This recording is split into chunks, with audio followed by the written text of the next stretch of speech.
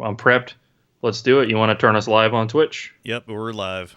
All right. Hey, everybody. Welcome to another episode of the VCR Gaming Podcast. I am one of your hosts, Matt, and sitting somewhere diagonally northwest-ish of me, another ass that's on this show is Matt. Matt, how are you? Doing all right. Am I northwest-ish of you? You're north. I mean, No. whatever, dude. I don't know. I'm going to look it up on Google Map now. Our asses are planted somewhere in the same 20-mile block region of Florida, if you will. True. Yeah, I guess I would. Yeah, I would be northwest-ish of you. Yeah, you're right. Like barely west, though, right? Yeah, just like barely west, but no, I'm definitely northwest of you. How about that? So, what's your longitude and latitude then? It's 25 degrees from eat shit. And shit. How you doing, Matt? Oh, not doing too bad. Been kind of a slow weekend, just hanging out around the house and been cleaning, doing inside cleaning more than anything, and I've rearranged my office a little bit, which I put on my new Magic Wazubi Instagram, if you haven't seen. And you have been firing posts off on that like hotcakes, dude. I'm really trying to do it mainly because I don't even know what I'm doing on it, pretty much. Well, I've been trying to like and all that stuff, some of that stuff for you, so hopefully you can get some followers. You've been hashtagging shit? Yep.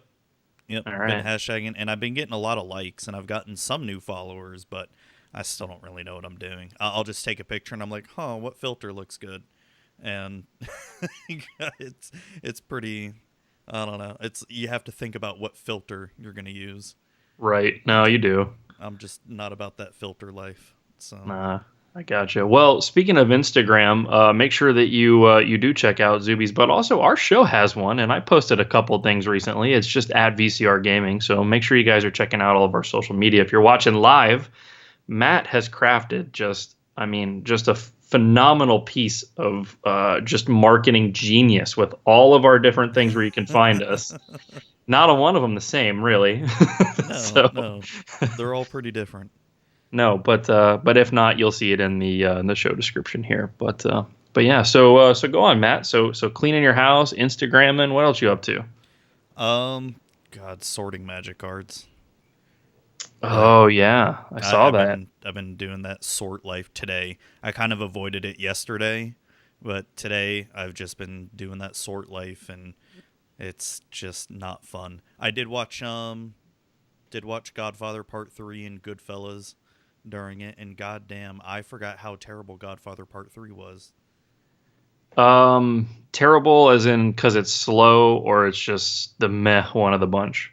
Well, it's because I think I told you a couple days ago that I've been watching Godfather 1 and 2, and those movies are like masterpieces, and then you go straight from 1 and 2 to 3, and you realize, holy crap, this one's bad. It's just really bad dialogue, a story that just doesn't make a lot of sense, and just Sofia Coppola, who plays Michael Corleone's daughter, and it is just, she's just a terrible actress, like really, really bad actress. Like I would say the kid who played Anakin in Episode 1 was a better actor than she was in Godfather Part 3. Godfather 3. Let's see. I need to refresh my memory. How bad is that? Oh, okay. You can find that the other family isn't any easier. Yeah, okay, I remember that. Yeah, I guess she is kind of shitty, huh? This was 1990, just Christmas of 1990. That's a weird time to put out a murderous movie. Yep, and it came out the same year, I think, as Goodfellas did too. Yeah, because Goodfellas came out September in 1990, so it had to live up to that. And yeah, compare Goodfellas to Godfather 3, Goodfellas takes it every day. I was going to say, so look at the difference in time. The first Godfather was 72, then 74, and then 90. That's nuts, man. Sorry, my wife was bringing shit in from the kids' room. Oh, no, it's all right. No, well, they just wanted that money, you know? I guess. I didn't realize they were that far apart. Holy shit. Yeah, they are, and it should have just never been done. Godfather Part 2 is a perfect end to the whole little Michael Corleone saga. I agree. He's at the top of the game, but he's fucked so many people in his family in order to get there, including killing his brother. So, Sofia Coppola? Coppola, yeah, she's listed as an American screenwriter. Mm-hmm. Yeah, she's done and directed some decent movies since then, but they were originally supposed to have Winona Ryder playing Michael Corleone's daughter, but she backed out like last minute, and Francis Ford Coppola, the director, decided to put his own daughter in. Gotcha. She had literally no acting experience, and it's very, very noticeable. She was a year old when the first Godfather came out. Yep, she was actually the baby in the baptism scene when they're killing the 5 families. No shit? Yeah. I'm sure this is probably common knowledge, everybody, but I mean, as much as I've watched the Godfather movies, I've never like looked into it or was aware of any of that. So pretty cool though. Interesting. Oh yeah, for sure. I'm obsessed with those movies. I love them. I've seen them so many times, but it's been probably a good 3 to 4 years since I've seen them. And I just decided to rewatch them because Netflix has them all, and all I have are DVDs, and DVDs are such disgusting quality nowadays. I can't even look at DVDs. Isn't it crazy how bad they are? Dude, they really blew our minds when they were new. And like, I was watching one the other day and it was like grainy and shitty. And then like my PlayStation doesn't know what to make of the menus. It doesn't work. Like you can just like skip the menu and go right to playing the movie and skip to the chapters. Isn't that crazy? You remember that was a big thing, how every DVD that was really popular had awesome menus or some shit? Or... with special features. And dude, they used to put like picture slideshows and shit in them and everything. They even put games in them. They used to do a lot in the menus, and they really slacked off as of late. Oh yeah. Well, it's also what I find crazy about it was I can still remember when DVDs came out. And, of course, to people nowadays, this is absolutely nothing. But for you and me growing up on nothing but VHS tapes, we didn't have to rewind, which it blew my mind. That was so nice. Like, and like, so towards the end of VHS, at like a garage sale or something, like I was still kind of, I was like high school or something. I bought a VHS rewinder. Did you have one of those? Oh, yeah. We had one specifically for when we would return movies back to the store. Everybody would say like, oh, it messes your VCR up to do it, but that was such a crock of shit. It was just the rewinders were faster. Oh yeah, like that was the only yeah, because I remember we used to rent tapes like by the dozen, and especially towards the end of VHS, because there was still, oh my god, and I know we've talked about this before with renting games, but renting movies was just as fun, doing it every Friday or every other Friday, and, and all you had to go on was the cover art of the movie and what it said on the back. We didn't know if it was good or bad.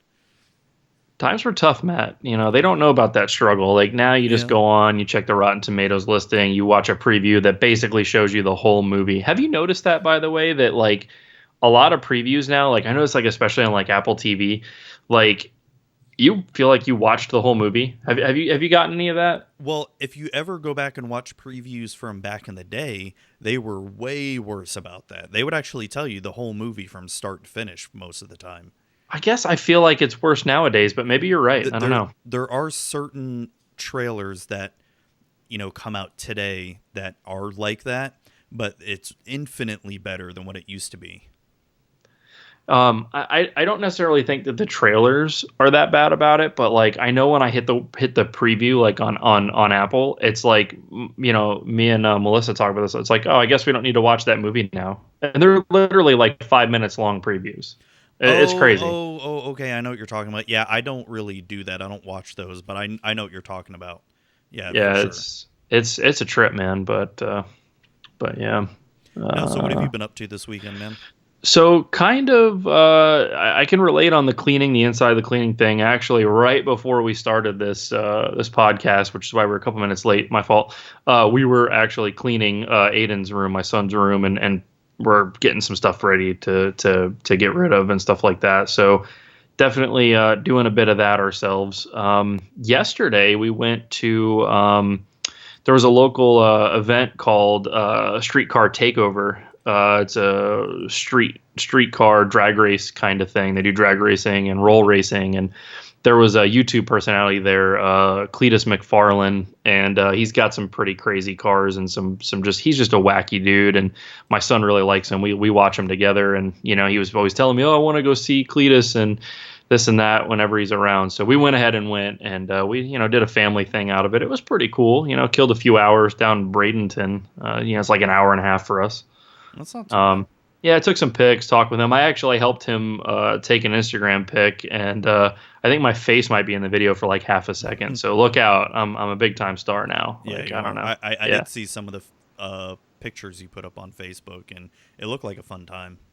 Yeah, I mean, I'm a car nerd, so I posted up a bunch of bullshit, car pics. So if you're not into that, that's cool. But there is some pics of me and the fam and shit like that. But we made a good day of it, man. A lot of walking. Oh, that's good. But yeah, that's about it, man. I actually didn't get to game as much as I wanted to this past week. Partially was tired. Partially was just busy. I don't know. You've been able to get much gaming in? A little bit. It's I've gotten a little bit here and there. Maybe I'd say overall maybe 3 to 4 hours of gaming this past week. That's that adult life, bro. I know. In the grand scheme of things, is not a lot. I would have liked and got more done, and I did have time, to actually game. It was I'm either working on other stuff or I'd rather read a book. I've been definitely way more into reading lately. Yeah, you had to commandeer one of our coworkers' Android chargers for your Kindle at work the other day. Well, yeah, it's a weird timeline we're living in that I have to charge my book. I never thought growing up that I'd ever have to be like, I got to charge my book now. My book's run out of battery. Dude, that's a crazy way to put it. I have to charge my book. Holy shit. Yeah, it's definitely weird, but it's we don't even think anything twice of it. If you as a kid, from back in the 90s, I told you like, yeah, one day you're gonna have to charge that book you're reading. You're not gonna. Dude, e-ink, e-ink doesn't work without some dead dinosaurs running through it. So that's true. No, I heard something funny about dinosaurs the other day, and I don't know if this is true or not, but something like every ounce of water that you drink, oh, perfect, and you're drinking water while I say it. Every ounce of water you drink has gone through some type of a dinosaur or prehistoric creature's urine stream twice.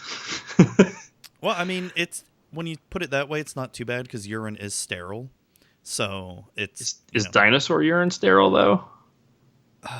We should bring on a scientist for this to just have him on a guest on our gaming podcast to talk like, is dinosaur urine sterile?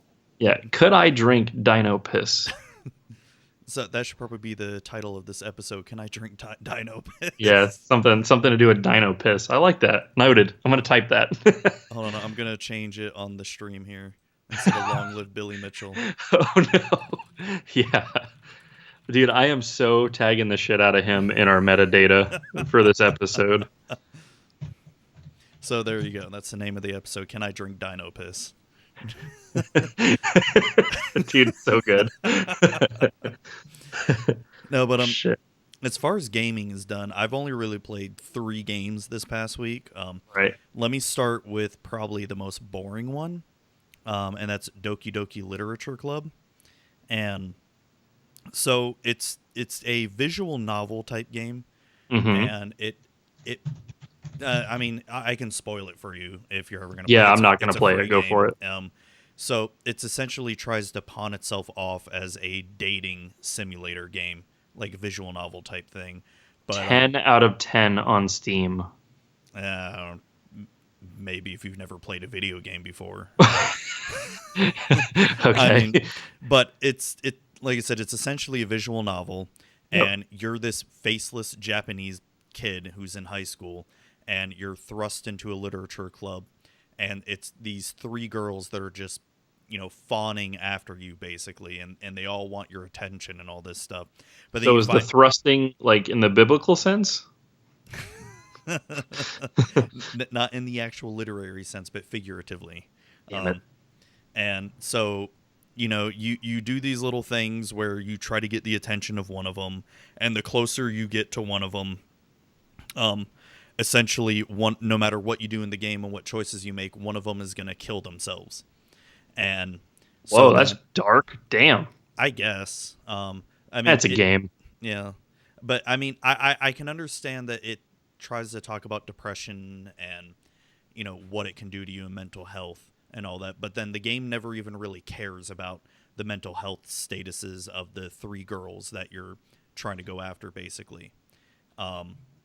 So when one of the girls kills themselves, you start the game over, and the other girl that killed themselves just acts like she's never even been born before, so she doesn't even exist. So essentially you find out one of the girls, the head of the literature club, is the one that's controlling it all, and she's talking to you through the fourth wall, and okay. You can see that they're changing game files as you're playing. Like, you open up Explorer and it changes some game files, and it's basically no matter what you do, the girls are going to kill themselves, and then you have to change a game file to make the one girl who's controlling everything just disappear, and then you can play the game as normal. And so it's free on Steam? Yeah, I wouldn't even pay for it. I mean, it's boring though, man. You're having to sit through so much text, and it's boring text. Dude, it is so Japanese, like anime, like over the top, like I'm watching the little like preview, that Steam does, and the three chicks, it's like their chest sizes as they pop up is small, big, and bigger, like cartoony, and look in that order. It's like, whose attention are you trying to get with this shit?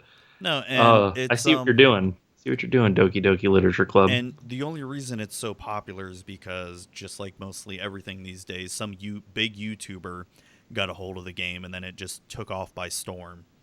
And dude, so much of that is happening lately. Like, yeah, it really is, and it's like they run out of like games to let's play, so they just pick anything, and then it becomes a thing, and maybe the game shouldn't have, Yeah, so I mainly played it because my oldest told me about it, and she was freaking out about it, and I go to play it, and I'm like, right away I knew it was going to be something weird, like they kill themselves or something, or they kill you or whatever, and I'm just like, okay, I'm bored. I really got bored instantly, and it was not shocking at all that when they killed themselves and then they broke the fourth wall. I'm like, okay, yeah, next. I can't believe you played that game. I guess the anime-ness of it and your daughter talking about it probably, but like seriously, I cannot believe you played that game. I only played it because she told me about it, so it was I decided to check it out. Otherwise, I never even heard of it before that. It's a 10 out of 10 on Steam, dude. That's because crazy. There's so many deluded people out there. That's why. Has to be. It's pretty recent too. It came out in September, so it's 5 months old or so. You gotta remember, just because something has a good score doesn't mean it's good. Twilight is a very good example. You talking about the movie Twilight? Both the book and the movie. I heard the book is much better than the movie, but God, dear God, no! It is written so poorly. It's terrible. Oh gosh. But anyways, let's get on to the next game. So this other game I just got a few days ago, Divinity Original Sin 2, because I talked about it on Magic with Zuby, where my game store shut down, and I'm not able to play Dungeons and Dragons right now because I don't have a place to play. Sad story, dude. Yeah. So I picked up Divinity Original Sin 2 because it's very tabletop-like. It's very similar if you've played Baldur's Gate, Neverwinter Nights, those types of games. It's in an isometric view type game, and it's like I said. Man, I don't know about that, man. You told me that the other day, the whole isometric thing. Like, I really have a hard time with any of those games. That's crazy to me. It's actually really fun because it's very, very open world in terms of, the choices you make will affect what happens in the game. I've gotten a little bit further now, and I'm still in the first town, but holy shit, there's just so much to do. And you essentially pick a race, you pick a class, there's a bunch of attributes and stats you choose from, and it looks okay. No, it looks okay. It doesn't look like it. Like when you think isometric, like a lot of times you think about like old school games, like actual retro games. It's not. It's more like almost Diablo-y, you know, like Diablo 3 kind of. Yeah, that'd be a good. Looks beautiful graphically.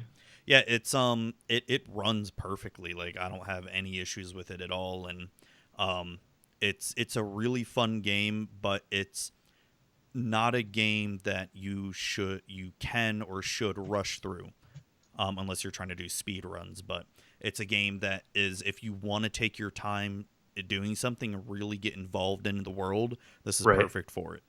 And it's I'm only like 2 hours into the game and I'm barely anywhere, but it's just a lot of fun. And the battling system is very, very reminiscent of D&D 5th edition, where you basically, can move so many feet in a battle and then do your action and do whatever else you need to do. And it's actually pretty tough. You can't just go in there and just start fighting, just start bashing people in the face. You really have to think tactically about it. There's some strategy involved, essentially, in each move. Yeah. You need to kind of plan ahead. Yeah, you definitely have to use the environment to your advantage. Like, you can set something on fire and then throw it at the person and they'll burn alive, essentially. People have been raving over this game. I've heard a couple of podcasts talk about it. 9 out of 10 on Steam, PC Gamer 92%, 4.7 out of 5 on GOG. This one should have a 10 out of 10 compared to Doki Doki. No, but Doki Doki's a 10 out of 10, Matt. This one missed the mark, clearly. Exactly. Yeah, it did, because, it's actually a game, It's actually a game. That's where it missed the mark. But it actually came out 8 days. Yeah, 8 days before Doki Doki Literature Club. So, they're direct competitors, dude, and it's Doki Doki's wiping its ass with it, bro. Apparently. But it's... I know you can do online multiplayer and online co-op. I haven't even tried that. I've just been doing single player, and there's also a dungeon master or game master mode where you can create your own campaign, which I really want to check out. And it looks like a lot of fun. There's a whole hour-long tutorial video I've actually watched on how to create your campaign, and dude, it is so deep. It's really like creating a live-action D&D campaign. That's what it felt like. That is freaking sick. We talked a little bit about this the other day, how a lot of games kind of lack this kind of approach nowadays. Yeah, kind of refreshing that it's in there.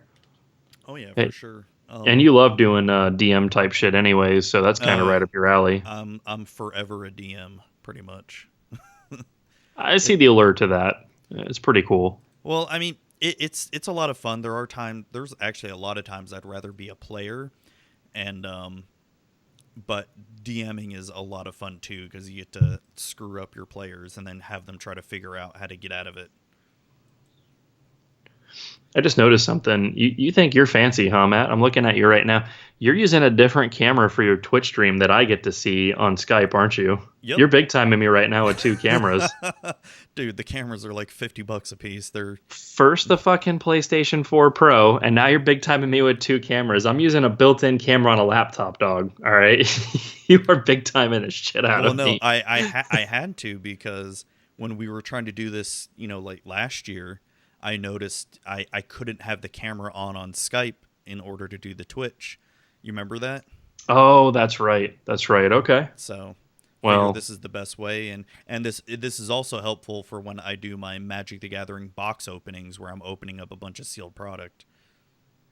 You should do game openings, except it'd be probably a 30-second video. Oh, yeah. Especially if it's a modern game, it's like, yep, here's the disc. All right, everybody, have a good night. Oh man, but so yeah, Divinity Sin's definitely worth it if you're an RPG fan. It's really fun, but it's really deep, so be prepared to definitely waste some time in it. if you've got the time. It's definitely not a game for the faint of heart. Dude, this is a game that when you look at the trailer, you can tell it's one of those 80-hour plus games, like minimum, like it just looks like it. Yeah. I think it's going to take me even longer to even beat the game than 80 hours.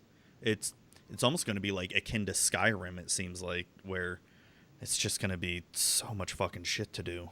Easy. You'll get some Bethesda heads fighting you for that shit. Apparently, yeah. But the other game I've been playing, and probably my favorite game so far that I've been playing and been having a lot of fun with, and that's Xenoblade Chronicles 2. You have piqued my interest in this one, Matt. Please go on. I am so interested in this shit. So the last time I played it was yesterday for a little bit less than an hour. I've been mainly doing side quests. But one of the cool things about this is your typical general JRPG, Japanese RPG, and it's JRPG to the 10th power. There's just, and this is the type of, if you like grinding, but you also like where your characters there's a lot more in depth of building up your characters and collecting items and stats and all that stuff, this is perfect for it, because it's not just equipping the best weapons and armor and that's it. There's also there's a system called a blade system where essentially you create a monster or a person who sort of powers up your weapon, and you can, and it's like a certain element like fire, wind, water, ice, etc., or earth, and depending on what kind of weapon you have also determine what kind of archetype your character is going to be. Is it going to be a support? Is it going to be damage dealing? Is it going to be a tank? Okay. So right now I'm building my character to be a damage dealer because I have a tank and a healer right now with me. And so, and also part of the game is crafting more items and weapons. So there's all these little points around the world map where you can dig up stuff, and you can also salvage stuff from the sea in order to collect more stuff. Does this add to the replayability though? Like the way, like you can attack it from multiple different angles, almost, like different, like you said, support, tank, so on and so forth. I mean, you could come back and replay this essentially and kind of change things around. Maybe. I'm not really sure. I do know that they just came out with a new game plus of the game. I'm not sure what all that entails because I'm over 10 hours into the game and I barely felt like I've even cracked the foundation of it. And I'm just mainly doing side quests, and what's also really cool is you can level up towns in it too. So the way you level up towns is by helping out the citizens of the town or buying stuff from their shops by doing side quests or buying and owning shops. And Gotcha. And the higher level a town goes up, the more, I guess, stronger and better items they'll begin to sell. Which is that's a cool technique, but it adds to the depth of the game and certainly the time that it takes you. Oh yeah. So the game is definitely completely weeaboo anime JRPG style. It's the story is, like I said, very JRPG. It seems like it's a end of the world, you got to save the world type story so far, at least. And a lot of the big complaints I've read about it are all the women are scantily clad, which is very true. And some of it just seems out of JRPG, place. dude. Yeah. And some of it, I will admit, does seem out of place. Don't get me wrong. I do like good-looking women. Does this one have a tail? I'm sure some of them do have tails or something. I don't know. But it's, yeah, no, I mean, I don't know. It's, if you're in the mood for a really good JRPG and you want something, the best way I can compare this game to, if you've never played any other of the Xenoblade games, is if you've ever played Dot Hack or what else? The fighting system's also kind of similar to Final Fantasy 12 and Final Fantasy 15 also. Yeah, I'm looking at a fight right now, and that's a good comparison. 15. Something like that, yeah. Yeah, and it's much deeper than all those games I just mentioned as well too. What's this giant white house cat looking thing? I don't know.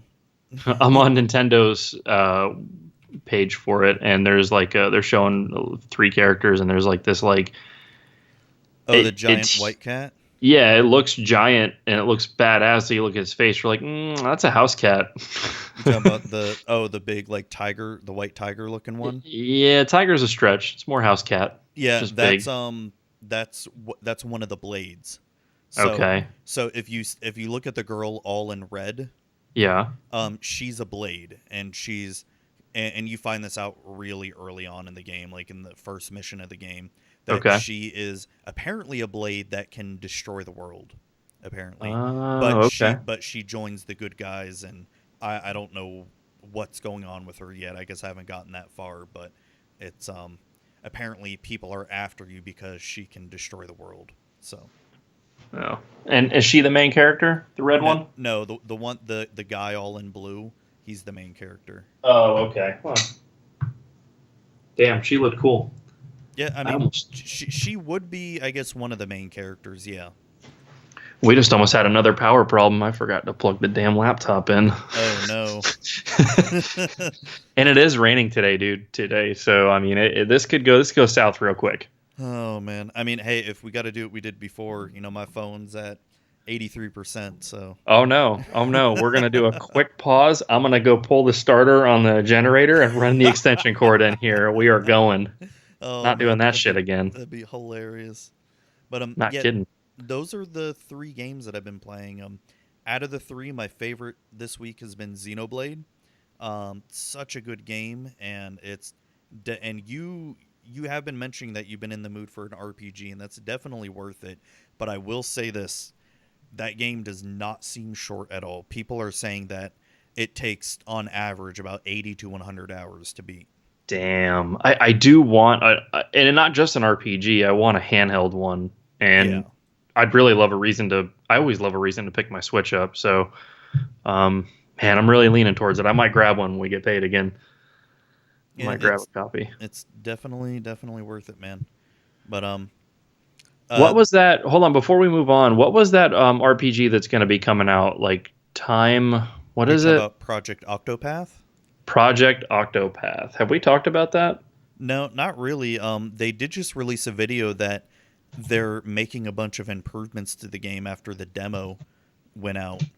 And they said they're making some fast travel improvements. They're making you can run faster, apparently, because apparently the characters were running too slow, I guess, or something. That's a great thing to fix, because if a game would have got released like that, there's nothing going to annoy you more than taking forever to get somewhere. Yeah, but they did say, like, if you run the maximum speed, you're going to encounter more enemies just to balance it out. Now, they're calling it... Okay, so first of all, Polygon, that's... I'm looking at theirs, and yeah, they're saying that they took a whole bunch of feedback and did updates, which... Phenomenal idea. Great job. But I'm looking at it, and they're calling it 2.5D. I mean, kind of. It's still a 3D world. Yeah, but the characters are kind of flat looking, though. Oh, they're completely flat. They're totally like 16-bit. Like they're Super Nintendo. That's for sure. This looks like straight up, because I did play a little bit of the demo. Oh, you did? You didn't tell me that. Yeah, it plays. I only played it for about 10-15 minutes, then I stopped it because I kind of want to wait for the full game. True. It plays pretty much just like an old school Final Fantasy. Just with the slightly upgraded world, essentially. Oh, yeah. And like I said, as soon as I just played like 10-15 minutes, I'm like, okay, I'm done. I want to get this game when it comes out. I'm trying to find a solid date for release, but... not having too much luck on that. Upcoming 2018. I'm not seeing anything about when, but that might. The thing is like, do I hold out for this? Do I, because we got the new Far Cry coming out, God of War, things like that. Like we have some stuff on the horizon, and that stuff is going to keep me busy. Will it put Xenoblade on the back burner? You know what I mean? Or should I jump into that because Octopath is going to be late this year. You know, like I kind of want to hold out for this because this looks for sure what I want to play, but it's just not available yet. Yeah, I mean, if you're really in the mood for an RPG, I definitely recommend Xenoblade. But if you don't mind waiting, then wait for Project Octopath, because I can already tell Xenoblade's just going to consume me as far as video games go. There's so much depth with it, and not saying that's a bad thing, but it's just a really in-depth game. True that. Cool. No, man. So let me just go over the book that I'm reading real quick. I'm still on the Dragonlance series, and I'm reading the first book of the War of Souls trilogy, Dragons of a Fallen Sun. It's essentially, so if you read the Dragonlance series, essentially near the end of the fourth age of the series, they try to kill, basically their version of God becomes free, and God wants to basically destroy the world because he's pissed off because he got captured by his like sons and daughters, which are also gods, but gods that aren't as strong. So he tries to destroy the world, but they capture him again. But in return, they made a deal for basically God made a deal with his children that, I'll stay captured as long as you decide to leave this world alone and, don't help out the humans and elves and dwarves anymore. And so when that happens, that started the Fifth Age. And during the Fifth Age, all these giant dragons came in and started taking over basically all parts of the world. And in the beginning of this book, it starts off with basically this teenage girl named Mina, who was sent by quote unquote God, they say, and she does have godly powers because magic and godly powers have gone away at this point. So when she comes back and she has magic, people start following her.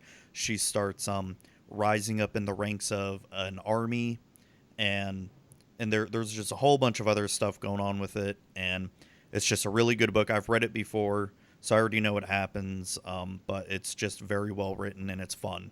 A lot of fun. So if you've never read Dragonlance and you want some good high fantasy fun, these Dragonlance books are definitely worth a read.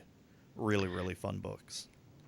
Where do you? I mean to ask you, where do you get your digital books? What's your source for that, or is it you acquire them and you'd rather not say? I acquire them. I actually do have physical copies of most of these Dragonlance books. So gotcha. I read them physically first, but I've acquired them, and I still have them too. If you're ever interested, I've got all 200 something Dragonlance books. Are you still you still prefer an actual book to the e-ink, or kind of at this point does it not matter for you? It depends on the book, really. Like for these Dragonlance books, I don't really care. But right. But for something that's like maybe a little bit more special and near and dear to my heart, or depending on what kind of book it is, then I want the physical copy. Gotcha. For something like fiction or nonfiction books, really, I'll just get the e-ink. I don't care about, physical copy, really. Gotcha. No, so that's what I've been up to. What about you, man? Looks like you've got some stuff. Yeah, there's a few more things on there than you talked about, but I'm not going to go into all of them. I just want to make sure we had stuff. I like I said earlier in the episode, I have not had much time to game, unfortunately. That doesn't mean I didn't do gaming related stuff though.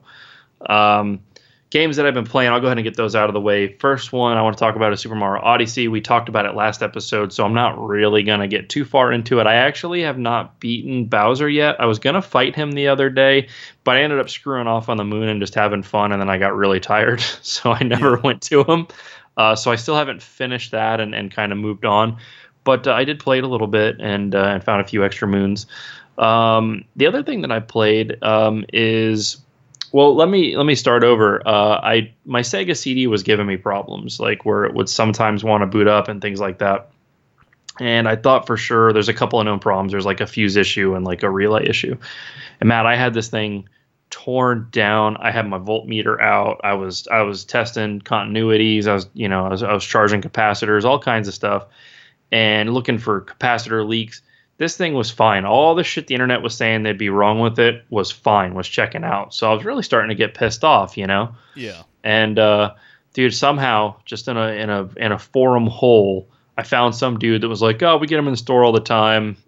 Check the where the AC adapter plugs in the back. It's probably corroded." Dude, sure as shit, scrape some of that off. Thing fires up perfect every time. So pretty stoked about that. Yeah, because if I was gonna have to change the capacitors in that thing, there's like, I don't even know how many, dude. There's like 30, 40 capacitors. Oh, Jesus. And every one of them's a different size. So it's like, it's a pain in the ass. So all of mine look great. So I got that thing going. So I figured, well, to really test it out, I need to play something, and I only have 3 games for it. So I fired up Mortal Kombat on the Sega CD, and the original. Yeah, I know you've told me before, like, did you tell me one of the things that kills that game for you is the load times for it? So the load times, yeah. Well, what I originally, let me fix that statement, because what I originally said was the only thing it added to the experience was load times. And while that is true, I was wrong. In playing it this time, I thought, that music sounds a little too good. Those voices sound a little too real. I looked it up. Actually, the Sega CD version got the arcade audio in it. It has the sound. Yeah, the soundtrack and the noises are from the arcade.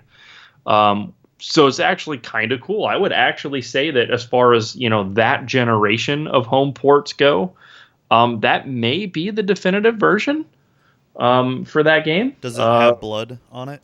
Well, it's Sega, dude. So of course it does. Yeah. Okay. It's actually playing right now in the background. I've just got it on the demo there. Hold on, screen's damn black, of course, but of course it is. Come on. As soon as I want to show you. It's loading up. So you're experiencing the load time right now, everybody. It's still a blank screen. There it goes. Oh, Here you go, Matt. You'll see some blood. God damn, dude. Do you remember? They're all doing bullshit attacks. There's no blood yet. Okay, they're doing their special stuff. So you remember Buccaneer Bay Wiki Wachi, right? Oh, hells yeah, dude. Do you remember the arcade people literally lining outside that little arcade to play that game? Oh my God, you're right. You're right. I completely remember that, and waiting in line actually to play it. And it was people don't understand that when that game came out, it was such a phenomenon that because there was blood and guts and stuff like that, that there was nothing like that before this. Well, also it was the pre-rendered graphics, right? Yeah. So that was the first time something looked quote unquote real in a video game. And it was just, I mean, we'll never really get to experience that sort of thing again. And, and I can remember, the media going apeshit over that game. Too. Dude, it blew our fucking minds when this game came out. I mean, everything was edgy and extreme in the 90s, so the fact that it had blood, and fatalities, really spoke to our 90s selves. Oh, dude, and how often would you be playing that game with friends and then, you'd argue back and forth like, I want to do a fatality this turn. No, me, I want to, Yeah, yep. And then having the little guide, the magazine guides in order to like try to figure out how to do the fatalities or whatever. I want to say it was Mortal Kombat 3 on the SNES. We would turn on 1-button fatalities. That was the only cheat we would allow so that we could do them easily every time. That's right. It did have 1-button fatalities. Yeah, it was a cheat. You had to put it at the title screen. Yeah, okay, I do remember that. And that was the one that came out with brutalities, right? Where you had to do like 100-button combo. Yep. I don't think I've ever gotten one done. Or if I did, it was like one time and that was it. There were like animalities where you turn into like an animal, which Babalities, yeah. There was a bunch, the friendship fatalities or whatever. Friendship, that's right. Where they would do something silly and not hurt you. Oh yeah, and God, was that it? Yeah, I think that's it. Because like each guy had like 2 to 3 fatalities, and oh no, what happened here? What? I can still hear you. Oh, no. For some reason, Audacity stopped for a second. I don't know how long, though. Well, Ooh. shit. Well, I've got the audio on the stream, so I can always take it from that. We'll sort it out. It's fine. As long as it's still recording, though? Yeah, I just had to hit the record, but I didn't stop it. That's weird. That is weird. All right, no worries. We'll sort it out. I can fix it. Okay. But yeah, so pretty cool little game. It plays like shit. I really forgot how I gave up on that game and switched to Street Fighter for a reason. Yeah. It's shit. There's only so you have on Street Fighter you have 3 upper, or punch attacks and 3 lower or kick attacks. Yeah. You only have 2 of each in this, and you have a block. Which is you can block in Street Fighter, but you hold back. But like Sega on the 6-button controller dedicated 2 buttons to blocking. And I'm sure it's the same on Super Nintendo. It's been a while since I played it on there, but Street Fighter is superior. I mean, it's kind of cool. It's kind of fun to play. Maybe if you had like an arcade pad or something like that, it would be a lot more fun. Mm-hmm. But I'm not telling people to go out and play it. It doesn't hold up very well. But it's I was definitely a Mortal Kombat kid, and I do remember playing Street Fighter and all that. But all my friends, we only played Mortal Kombat though. There was a time where it was the go-to game, absolutely, for sure. Aiden, my son, walked in when I fired it up earlier this week, and it was on the screen. He's like, "Wow!" He's like, "I'm surprised." He's like, "For being an old game, they like really tried to make it look real." I was like, "Get your little ass out of here!" Like, get out Talk about dad's games. You don't know this life. You don't know that struggle, boy. Oh my god! And what's going to be funny is when he has his own kids, and he's shown them, like, let's say Mario Odyssey on the Switch or whatever. I'm like, "Dad, look at those crappy graphics. God. They're so bad." Like you, Dad. God. Oh man, it's gonna be funny. That's a trip, man. But so something else that I've been playing, and this is kind of cool. So we talked about this, that you had gotten this game last podcast, that you had played it with your kids and your family. And my wife, she didn't even say anything to me. This just shows that she listens to the damn podcast, which is awesome. I know, right? She sends me an Amazon, purchase confirmation of the Monopoly Gamer, the Super Mario Monopoly that you were talking about. So that came in, and we've been playing that. We've probably played no less than like 7 games so far, maybe 8 games of it. Nice. Yeah. And thanks for that recommendation, dude. We all freaking love that game. Dude, it's a lot of fun. We just played it today with the kids. And Zoe got to try out Tanuki Mario, and Tanuki Mario seems okay, but frickin' Toad and Boo, holy crap, Toad just racks up money like insane. Well, and he can keep moving spaces too, so he gets around the board quick. Yeah, oh yeah, no doubt. I love, like, I can buy 2 properties in one turn. It helps a lot. Frickin' Boo, with just being able to move around the board and all that stuff. And take other people's specials. Yeah. That's devastating. Yeah, it is. So Aiden likes to play Luigi. Luigi is a motherfucker. Is he? We haven't tried him yet. I don't think we have. Both of Luigi's powers, one of the things that it does is one of his power-ups is it takes away your power-up the next turn or everybody's power-up the next turn. Oh, man. What an asshole. Yeah, so we were playing last night, and we used it against him, and he didn't like it very much because he had been getting us for forever, and we finally played with Boo. And Boo can use somebody else's special, so we took it from him and did it against him. So Aiden is super lucky. He has won the most out of all of us. I mean, that goes to show you that it doesn't matter how old you are, your skill set or whatever. Like, my son has won the most in this house at this game, and it ain't from us not trying. Believe me, we're trying. Yeah, I would say, God, I don't know if it's between me or Zoe that have won the most, but Jazzy won the first time today, and she pretty much cleared the board. She was losing really bad early on, and then she just kept winning boss fight after boss fight, and doing the taking properties and stuff, forcing people to trade. Yeah, the forced trades and all that shit from the bosses. Yeah. And freaking, because I thought I was really going to win and get up ahead because I was buying up property left and right with Toad since I'm able to move 2 or 3 times if I get lucky. And I thought I was doing good, but then I had to sell a lot of my properties just to get some boss fights in. Dude, and pay some rent too.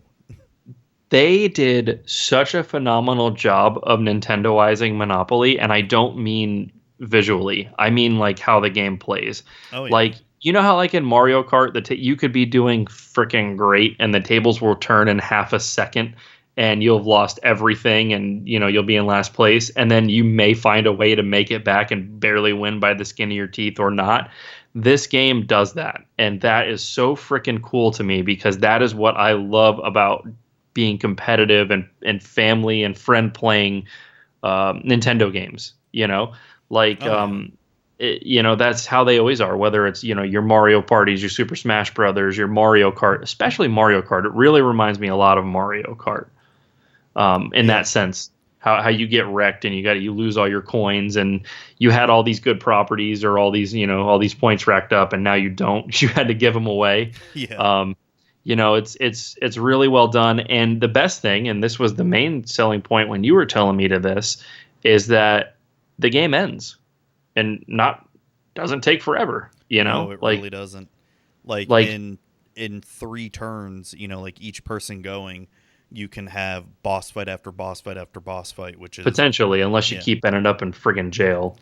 Oh, I've had games like that where no matter what I roll, I'm like, going to jail. And then of course, there was one game where I literally went to jail like 3 times, and then when someone won Ludwig von Koopa, the one right before Bowser, I got sent to jail again. I'm like, yeah, because it send up to any 2 players to jail. Yeah, that one sucks. Oh, dude, I rage quit so hard. I'm just like, fuck this shit. And so, I wanted to quit, but I'm just like, nope. All right. And I think I actually ended up winning, too, because I won Bowser. And we had paid so much money for Bowser that I just got all the money and then the 100 points there. And, yeah, that was...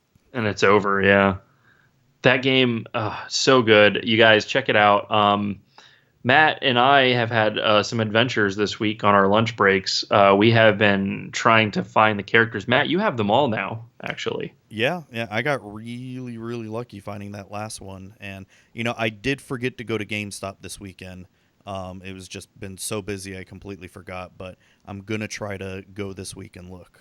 Yeah, I'm missing Rosalina and Tanuki, but I have found all the rest. And it's nice because if you find them in GameStop, they're $4 each, which is totally reasonable. If the 2 that I'm missing, if I wanted to break down and buy them on Amazon, dude, it would cost me $40 for the both of them for 2 little characters. Oh, so ridiculous. I'm actually up on Amazon right now. Oh, Tanuki Mario, $13. Oh, he went down. He was 17 at the beginning of the week. Tanuki Mario less than 10, $9.50. I might consider paying $9.50 just to have him. There is a character that you can't buy and that you and I weren't aware of until the other day is Bowser.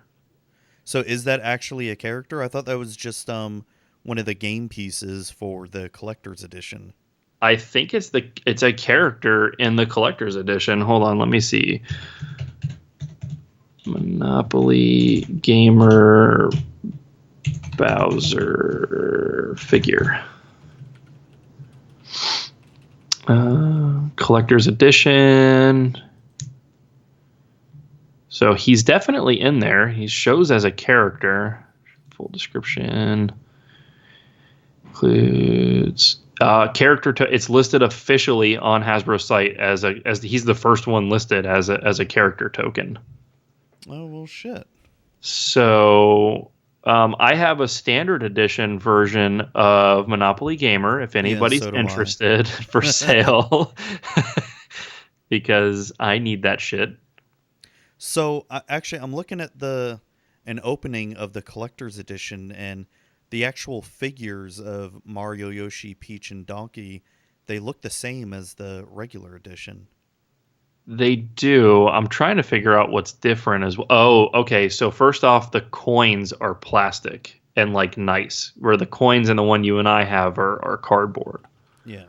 So that's kind of cool. And it comes with, okay, here's another thing that it does. It does come with the stickers for all the included characters. Because when you buy the characters individually, they come with stickers. Yeah. So it comes with the stickers. The board looks slightly nicer, but pretty much the same. So I guess that's it. You get Bowser, you get plastic coins, and you get stickers, is what it looks like to me. Am I missing? And apparently Bowser Jr. is in the collector's edition. Bowser Jr.? I don't see him, though. Apparently he's one of the boss cards. Oh, so you get an additional boss. Okay, that's worth it. Well, jeez. Or does he replace Bowser because you can play as Bowser? I don't know. Maybe. I think he does. Bowser Jr., he's listed as number 8. I don't know. Well, now I feel like I don't have the complete game now. Because you don't.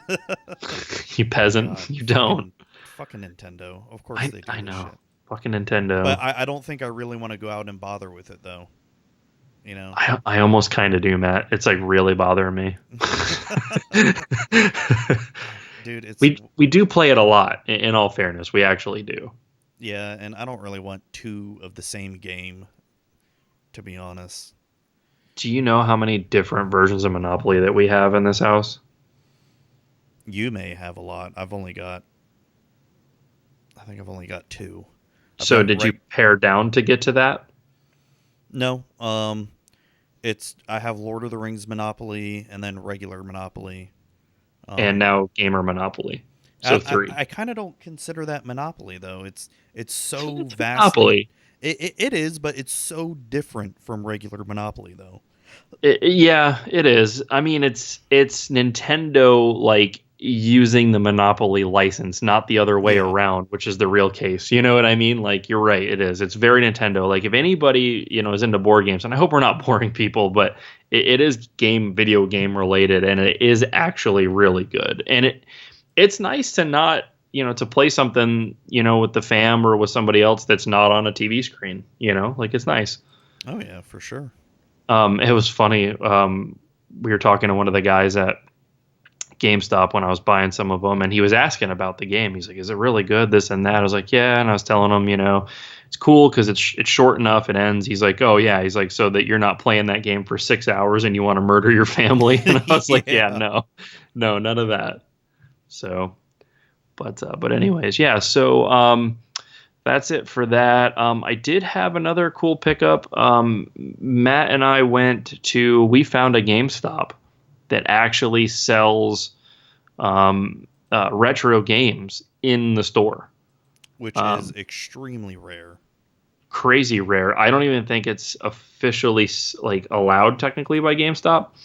And normally, I can take or leave GameStop, but both times I was in there, both the people, 2 different people that were working, were really knowledgeable, really friendly, especially about the retro stuff.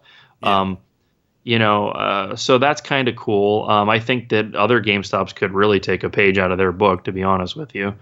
But I picked up, I picked up Luigi's Mansion for Aiden on the GameCube because he played the shit out of the 3DS one and never played the GameCube one. So I grabbed that there it was like $30 or something.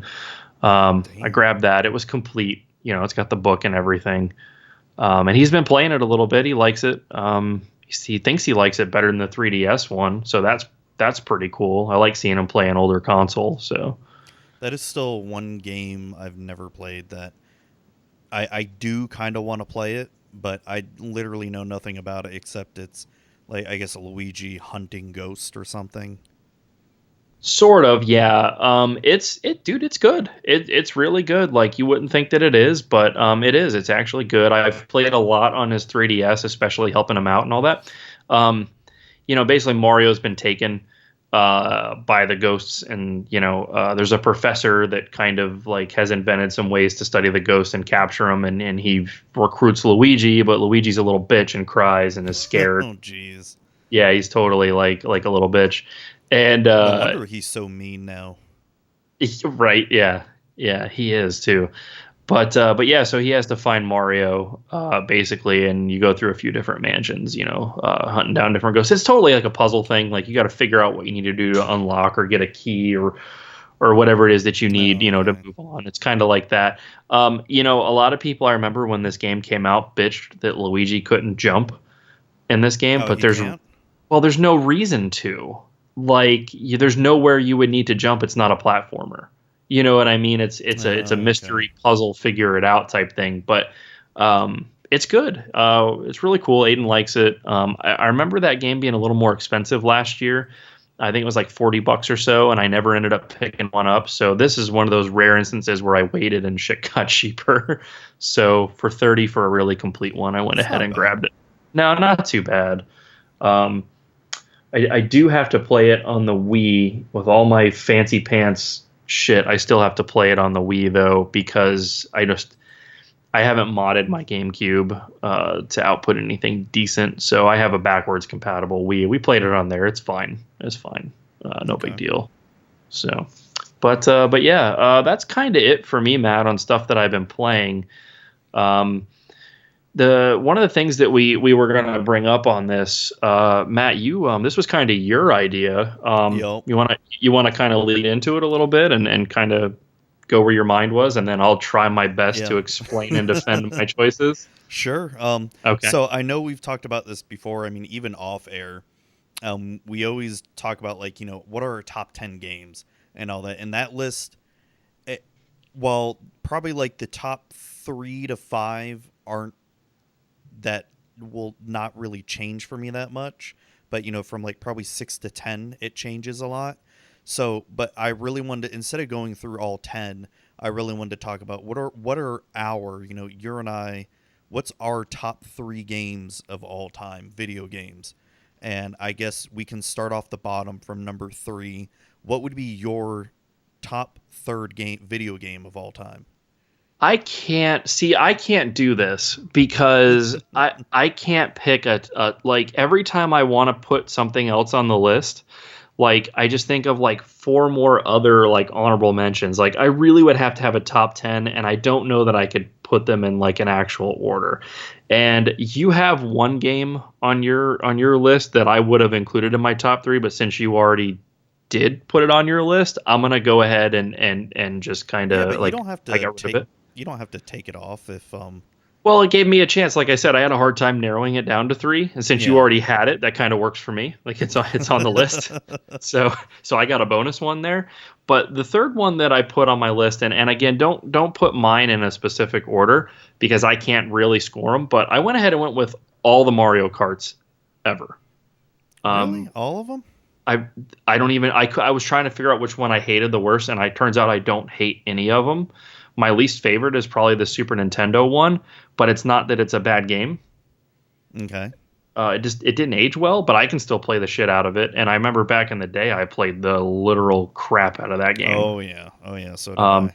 But I have honestly like Matt, I like racing games a lot, and racing sims especially. But out of all those racing games, I have the most amount of time poured into Mario Kart. Whether it's Double Dash on the GameCube, that's probably the one I've played the most. Whether it's Mario Kart 8, I've probably got, between the 2 systems, I've probably got 100 hours into that. Mario Kart 64, I played back in the day. Gosh, yeah. That's where I perfected drifting. I practically drift the entire track, all the tracks. Like, they're just great games. They're great to play with your friends. They're great to play with people that don't even play video games. Like, if you can talk a bunch of people in that maybe don't even play it, like get them all in there and they're laughing and having a good time. You know what I mean? Like right off the bat. And it's great. It's good fun. I just, the mechanics have always been well in them. The one that I think has the shittiest driving mechanics is the Wii. I think it was called Mario Kart Wii, wasn't it? Yeah. That one has the shittiest driving mechanics. Really? Even worse than the Game Boy Advance one? I like the Game Boy Advance one, dude. It's good. Huh. Call me crazy. It's good. In fact, it controls better than the first Super Mario Kart on Super Nintendo. Okay. There's not really like elevation changes because even though it's a 32-bit system, it's still kind of like 16-bit limited a little bit when they were developing for it. So it is really close to it looks like it would be the part 2 to the first Mario Kart, although it didn't come out in that order. I like that one. I probably like it better than the Wii one. Okay. Did you play that one? I know I've played it before. I didn't play a lot of it though. My favorite Mario Karts would probably be, not in any order, but the Super Nintendo 64 and then the Wii U/Switch one are probably my favorite ones. Yeah, Mario Kart 8. 8 is really good. And the DS one. That's right. God, we played the DS one for so long. I forgot about that one. So to specify, that's Mario Kart DS, not Mario Kart 7 you're referring to. Because that was 3DS. I've never played 7 before. 7 is good, Yeah. But when 8 came out, it kind of erased the need for it. 7 almost feels like a prototype for 8. Okay. It kind of does. It's got a lot of the same mechanics. I think they were definitely kind of co-developed, and it shows. 8, there's really no reason to play 7 if you played 8, unless you just have to play the Mario Karts. Yeah. Okay, so, but yeah, I agree with you. Mario Kart DS is a phenomenal game. And what was great about that one was you and your buddies, only one had to have the game in order to play. That's right. Yeah, and you could race like 4 tracks, I believe it was. Yeah. Without owning the game, and if you own the game, then you could race all the tracks together. Yeah. But yeah, if you didn't own the game, no big deal. One person had to have it. Up to like, was it 8 of you could race? Something like that. Yeah, on up to 4 tracks. That was freaking groundbreaking. Why didn't that catch on as well as it should have? You think it would have? I know Mario Party DS did the same thing, but that one actually gave you the full game without having to have right, other cartridges. I know other games have done that, but not many though. They had the Super Mario Bros. DS, I guess it was, or maybe it was New Super Mario Bros. DS. They did it, but you didn't get to play like the whole game. It was like a Shine Thief type game. Oh yeah, that's right. I forgot about that. Endlessly fun though. We actually had the ability to have like 4 of us play it at one time. My wife and her cousin and her husband. We all had DSs and we played that, and that was pretty freaking fun playing Shine Thief. Total Nintendo. You're winning. Somebody wrecked your life, and now you're in last. That should have caught on more, man. I really feel as though it should have. Oh well. Yeah. Oh well. All right, so that I guess that's about as much as we can say about Mario Kart, but it would have to be in my top list, man. I just have such a good love for it, and I'm kind of good at it. Yeah, you really are. You are good at it. You're pretty good. You're pretty good too, man. I mean, the couple times we've played, I mean, you're right there. I mean, I think that it could go either way with you and I. Well, I like I said, I do think you have the upper hand on it. Yeah, no, it's Mario Kart 8. I really need to get that for the Switch. I keep saying I will, but then like Xenoblade pops up, but I think maybe next time I get paid, I'll pick it up. It's hard to do that, right? Like buy a game that you already have. Yeah. Versus, because Donkey Kong is coming out again for the Switch, and it was probably one of the best platformers I've played, in years when it came out on the Wii U, and now it's coming out on the Switch, and I'm like, I beat the shit out of the game. I don't want to buy it again. But Mario Kart, totally that's more agree. of a multiplayer game. You can have a lot of fun with it, though. Well, what they've added, and I really should practice what I preach here, but what they added on the Switch versus the Wii U is their actual battle stages. Yeah, that's what I keep hearing. And they're good. Historically, I've played tons of the battle modes on all of them. I'm historically that's not my thing. I'll play it if somebody wants to, but it's not really my thing. But they're really good, and they came up with quite a few different game modes. I just go online and put it on random. I did with My Life in Gaming YouTube channel. I did they had a live stream and they were doing a tournament when that game came out on the Switch, and I forget what happened. I got booted out or something out of the racing, so I wasn't really in a chance to win that because Yeah. I just missed so many races. But I did actually come in like I think I don't know like sixth or seventh out of like 40 people in the battle, and I'm not even a Mario Kart battle guy, and it was just fun. Like I That's wasn't even cool. trying to win, it was Yeah. just having fun. So that is something different on the Switch if you do rebuy it that you don't get to have. So there is something new there. No, I just need to do it because I know, like, my kids would love it too. It'd be Yeah, no really doubt. Oh my God, yeah. So my number three, Yes. is, and this is an actual cemented list, and it hasn't really changed much.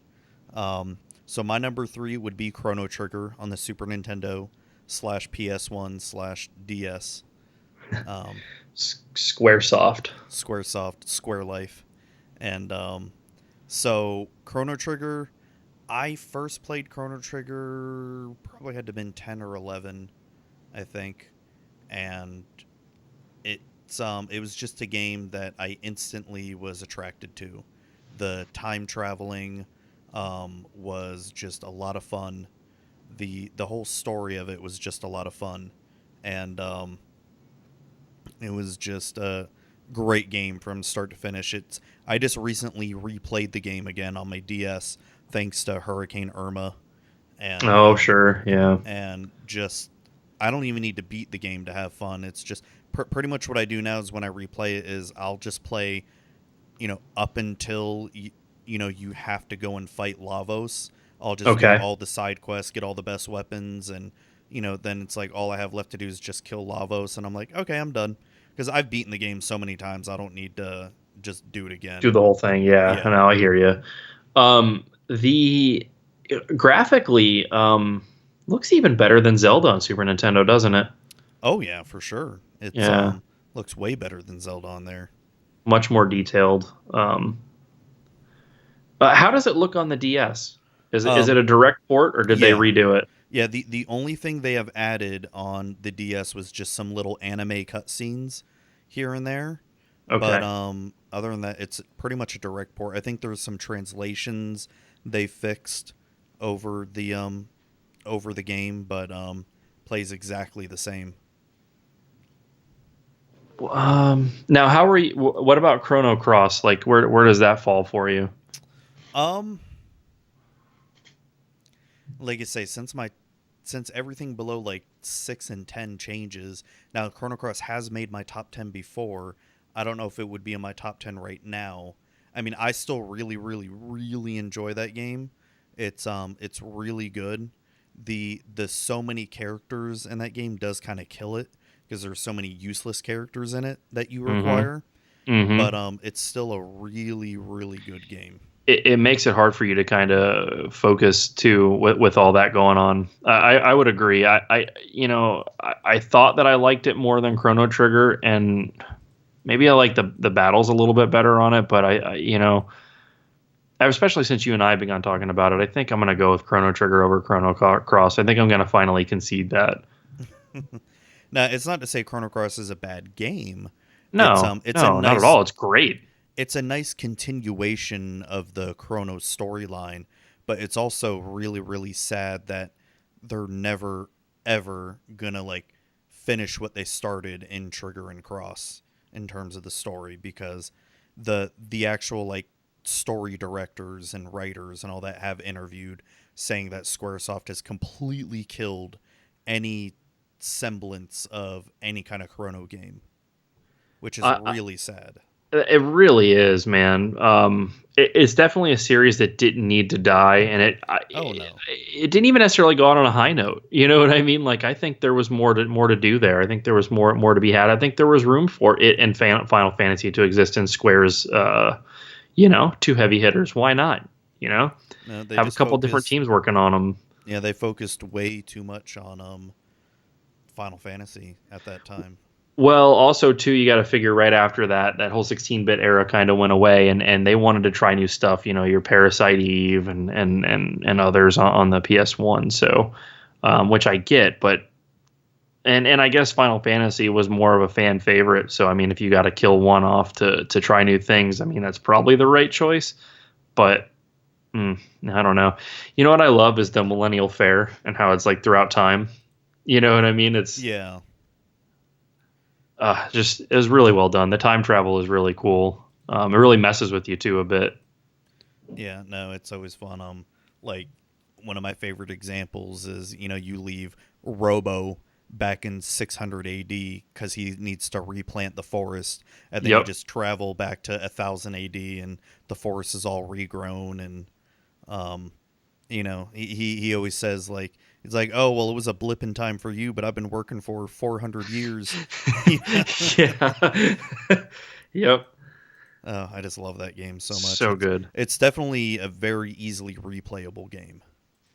Kind of want to play it right now. I've got it on the DS if you ever want to borrow it. I think I might.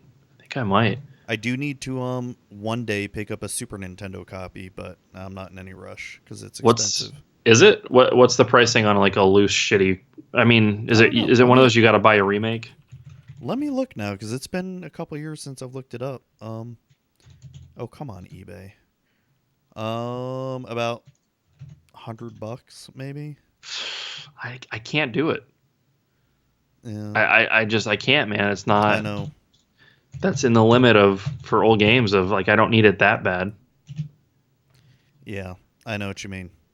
The DS, Square Enix will sometimes still sell that game brand new on their website. The DS version for like sometimes $10-$20. I think you've told me that before now that you say that. And that's probably what's helping keep the cost of that down because you can get a brand new sealed copy at any time for like $37, it looks like, shipped. Oh, yeah. For the DS. So. Which that's not bad at all. It's worth it. Oh, you know what sucks? If it wasn't all in Japanese, it's $8 for the Chrono Trigger on the Super Famicom. Yeah. That sucks, man. Dude, just start learning some kanji, bro. No, shit. I mean, it's not. I mean, at that point, I'd just spend the $90 difference. But they do have some of those, and we talked about them before, or at least I had brought it up before. There are some of those devices where you can actually piggyback your cartridges. So if you want to replace text or you want to make changes or run different versions, you can. So I mean, that might be an option if you already have one of those carts. That could do that, then you can get the game for $8 to your door and play it. If you got it. But yeah, for sure. Yeah, I guess I'll have to get a remanufactured bootleg copy of that because I'm not paying $100. Yeah, no, not about that. I mean, is the DS one good enough, Matt? Does it scratch the itch? Yeah. Oh, yeah, definitely. Plus, it's portable. Yeah, that's the big thing. Yeah. Being able to play it on your 3DS, it's fine. True. So what is your number 2, Butler?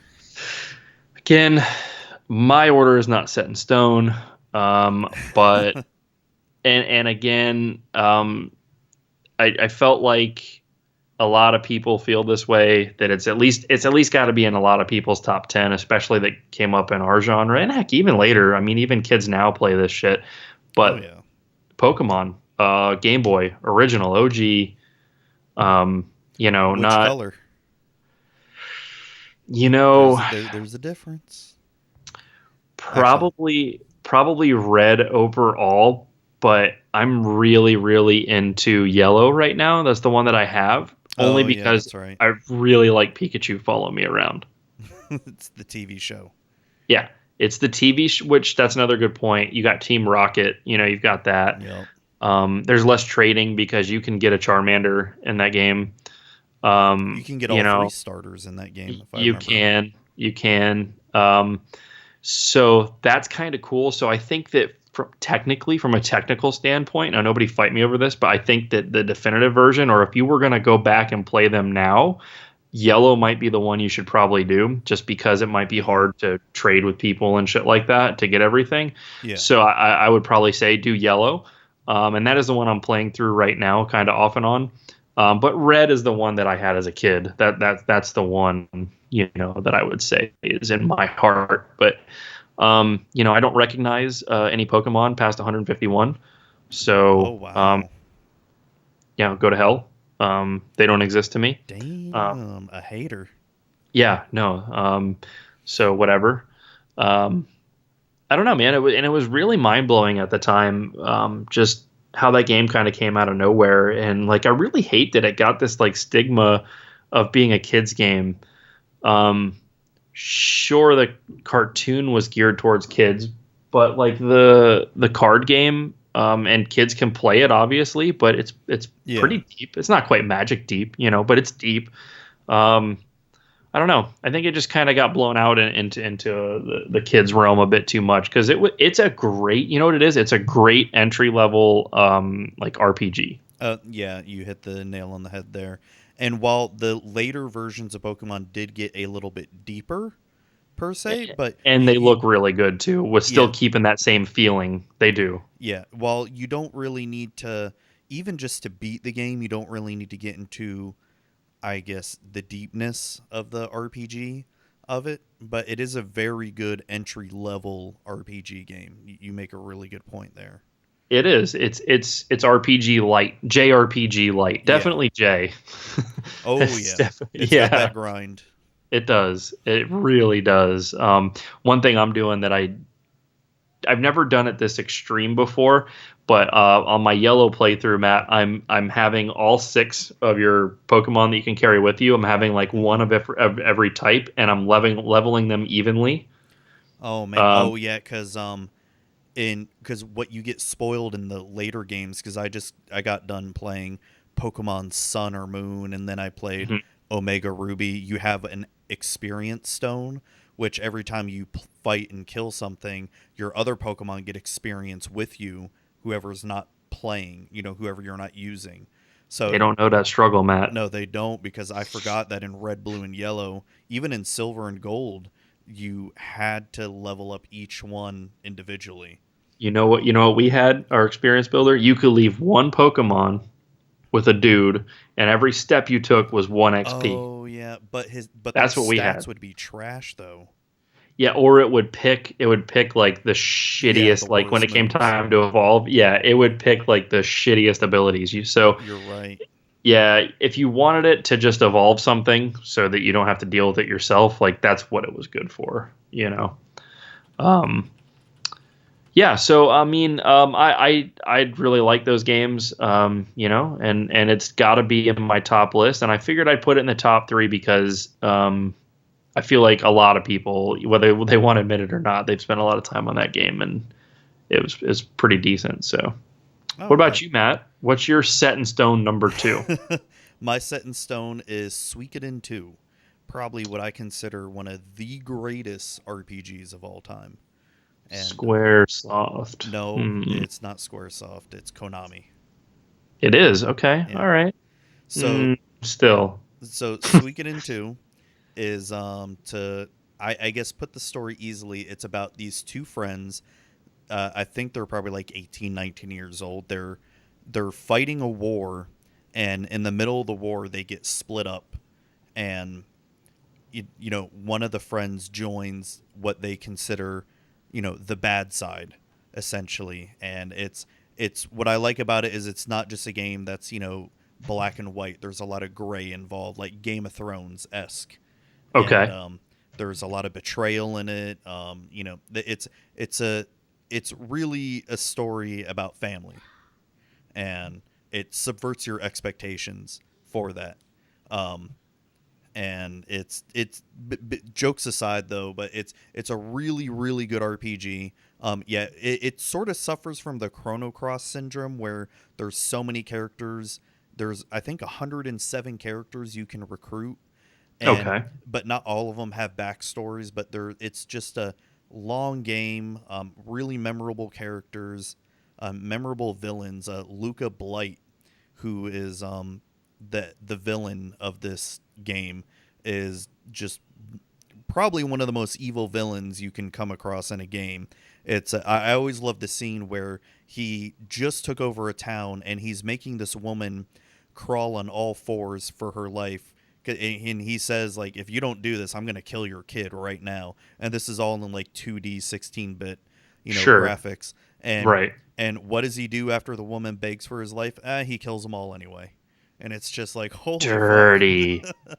and the battle for him was so epic. So what's cool about these Suikoden games is they have a war system where you take your army and you have to sort of like place them strategically to be able to defeat the enemy army.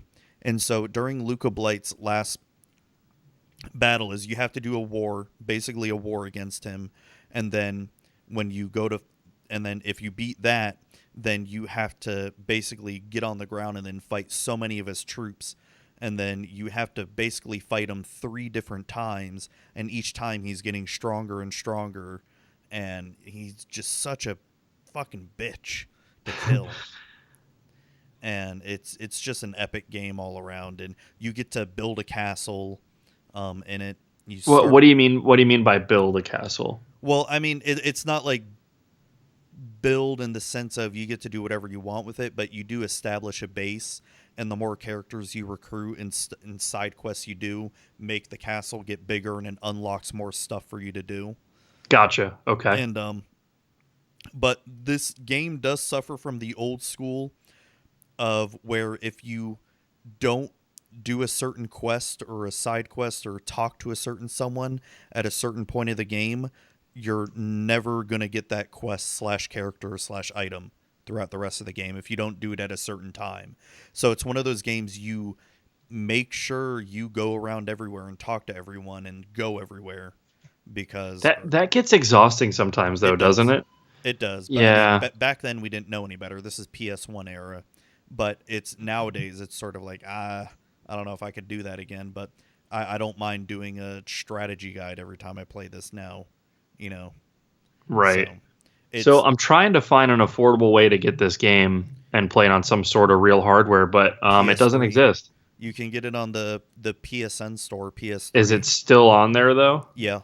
But so that's digital. Yeah, it's digital. But if you want physical copy, you're gonna pay over $100 for it. But hold on, if it's on the download for PS3, PS3 is PS1 compatible. Is it a port to and it runs PS3, or is it actually the PS1 game and it plays like the PS1 game? No, it's the PS1 game. It's just a digital download. Yeah. So Konami did release, I'm looking at it here, Suikoden 1 and 2 on the PSP, and it's pretty cheap. You can get it for $25. Yeah, I think it's Japanese only, though. Japanese only. Yeah. Womp womp. Yeah. I know. And this Suikoden series is such a good series, too, and it's sad that they're never going to come out with another one, because they have Suikoden 1 through 5, then Suikoden Tactics, but we don't talk about the one that came out on the DS, because that was just absolute trash. But isn't Konami too busy building like pachinko machines? Isn't that what they do now? Yeah.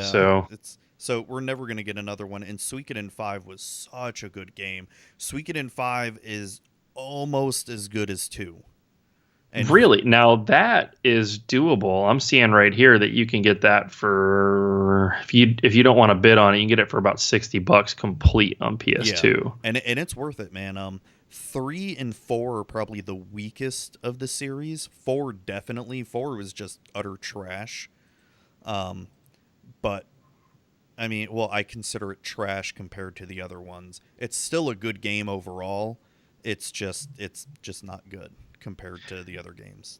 This dude is selling his entire collection of looks like it's got 1, 2, 3, 4 complete inbox with strategy guides.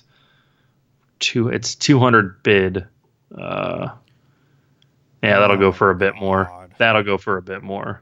Yeah. But dang, dude, I was just having this talk not too long ago with EJ, buddy of mine, how like the games that are worth playing, God, man, they're the ones that cost the money. Like, it's so rare to find an older game that's $6, $7, $10, even $20. It's worth a shit. 20, you're starting to get there. But man, like the shit you really want to play, it's new game price or double. I know. And it's like, it's collectors that really do it. And it's like, God, I don't really want a collection so much as I just want games I never played. Yeah, I want to play them. That's the thing. You know what I mean? You and I, we may buy games we may consider ourselves collectors, but we actually play these games that we buy.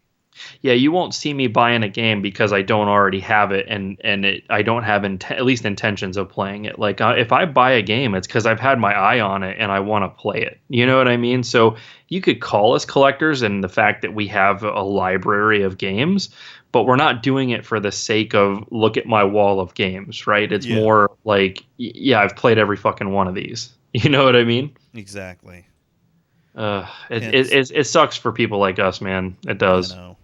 So that's pretty much it for Suikoden 2. Let's go on to your number 1 here. So my number 1, and again, it's not actually my number 1.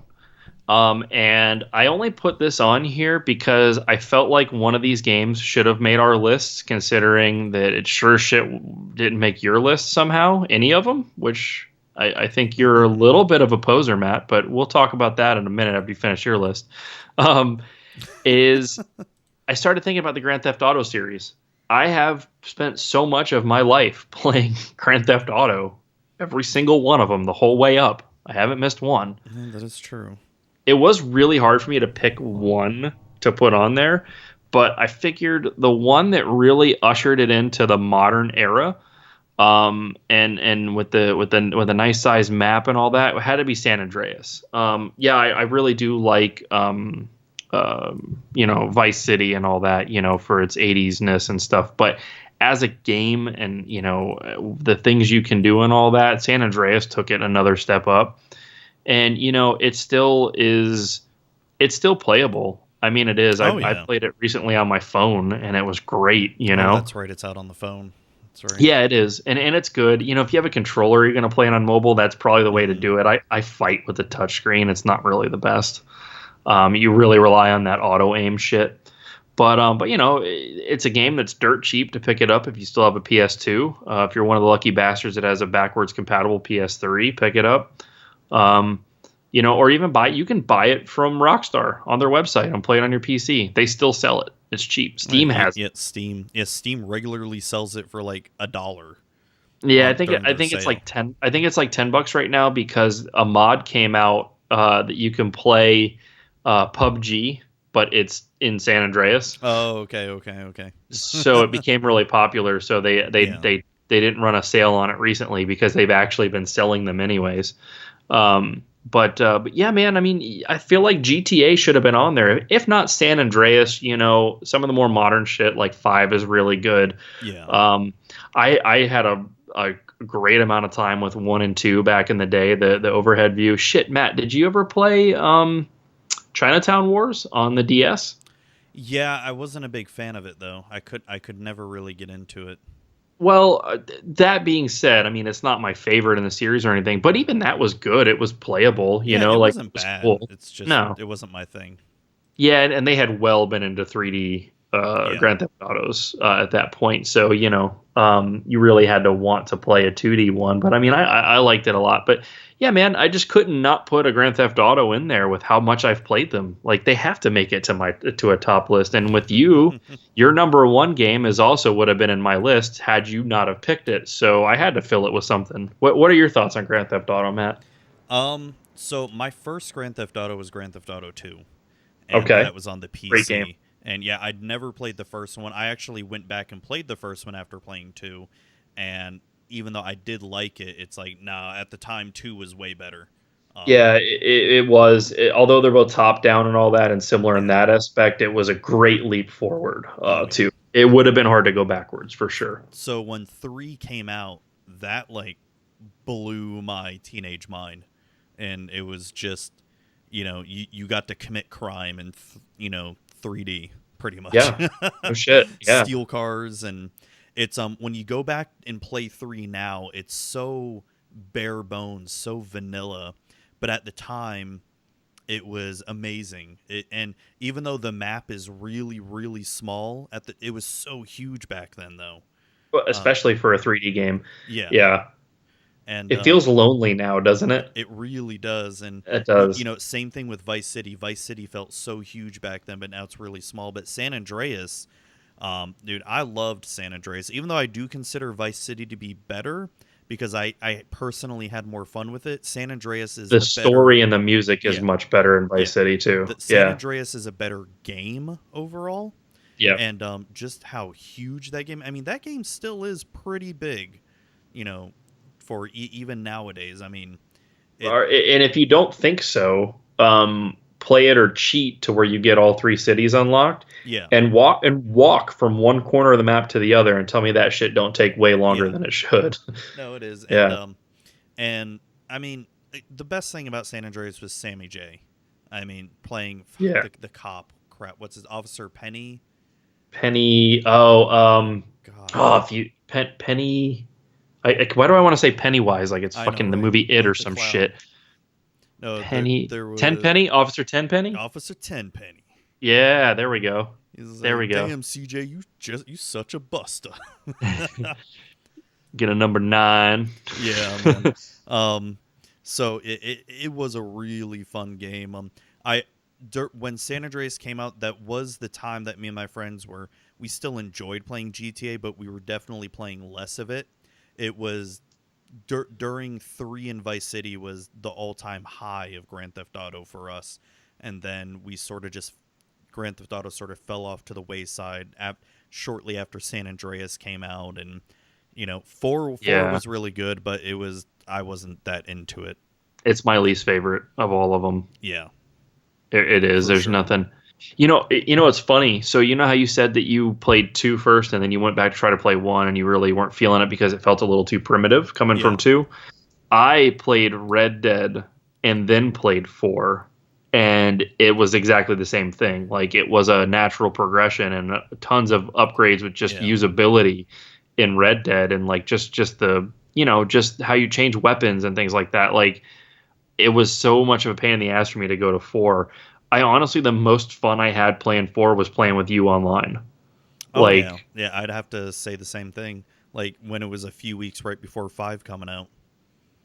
Yeah, I mean, and Matt, one thing I was thinking about when I was putting this on the list is like I hate all the fake ass motherfuckers. Like so many people are sitting there right now screaming at us, like, oh, you guys are bitches picking mainstream games. I can think of 40 other hidden gems or cult classic type games or underground lesser known games that are way better than that. But it's like, quit fronting, because your bitch ass played all the Grand Theft Autos too and enjoyed that shit. You know what I mean? Everybody did. Has anybody ever told you they don't like Grand Theft Auto besides soccer moms?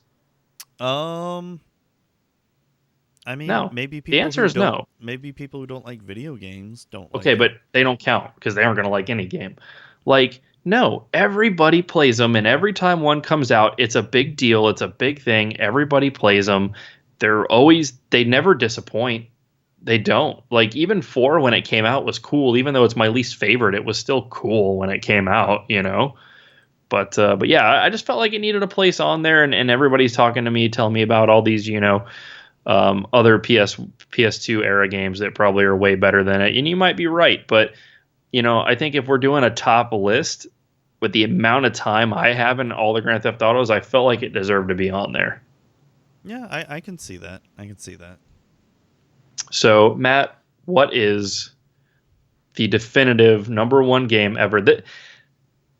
This has been number 1 before, hasn't it? Oh, for like forever, since I played it when I was 7 years old. Even on this show, it's been number 1. Oh, yeah.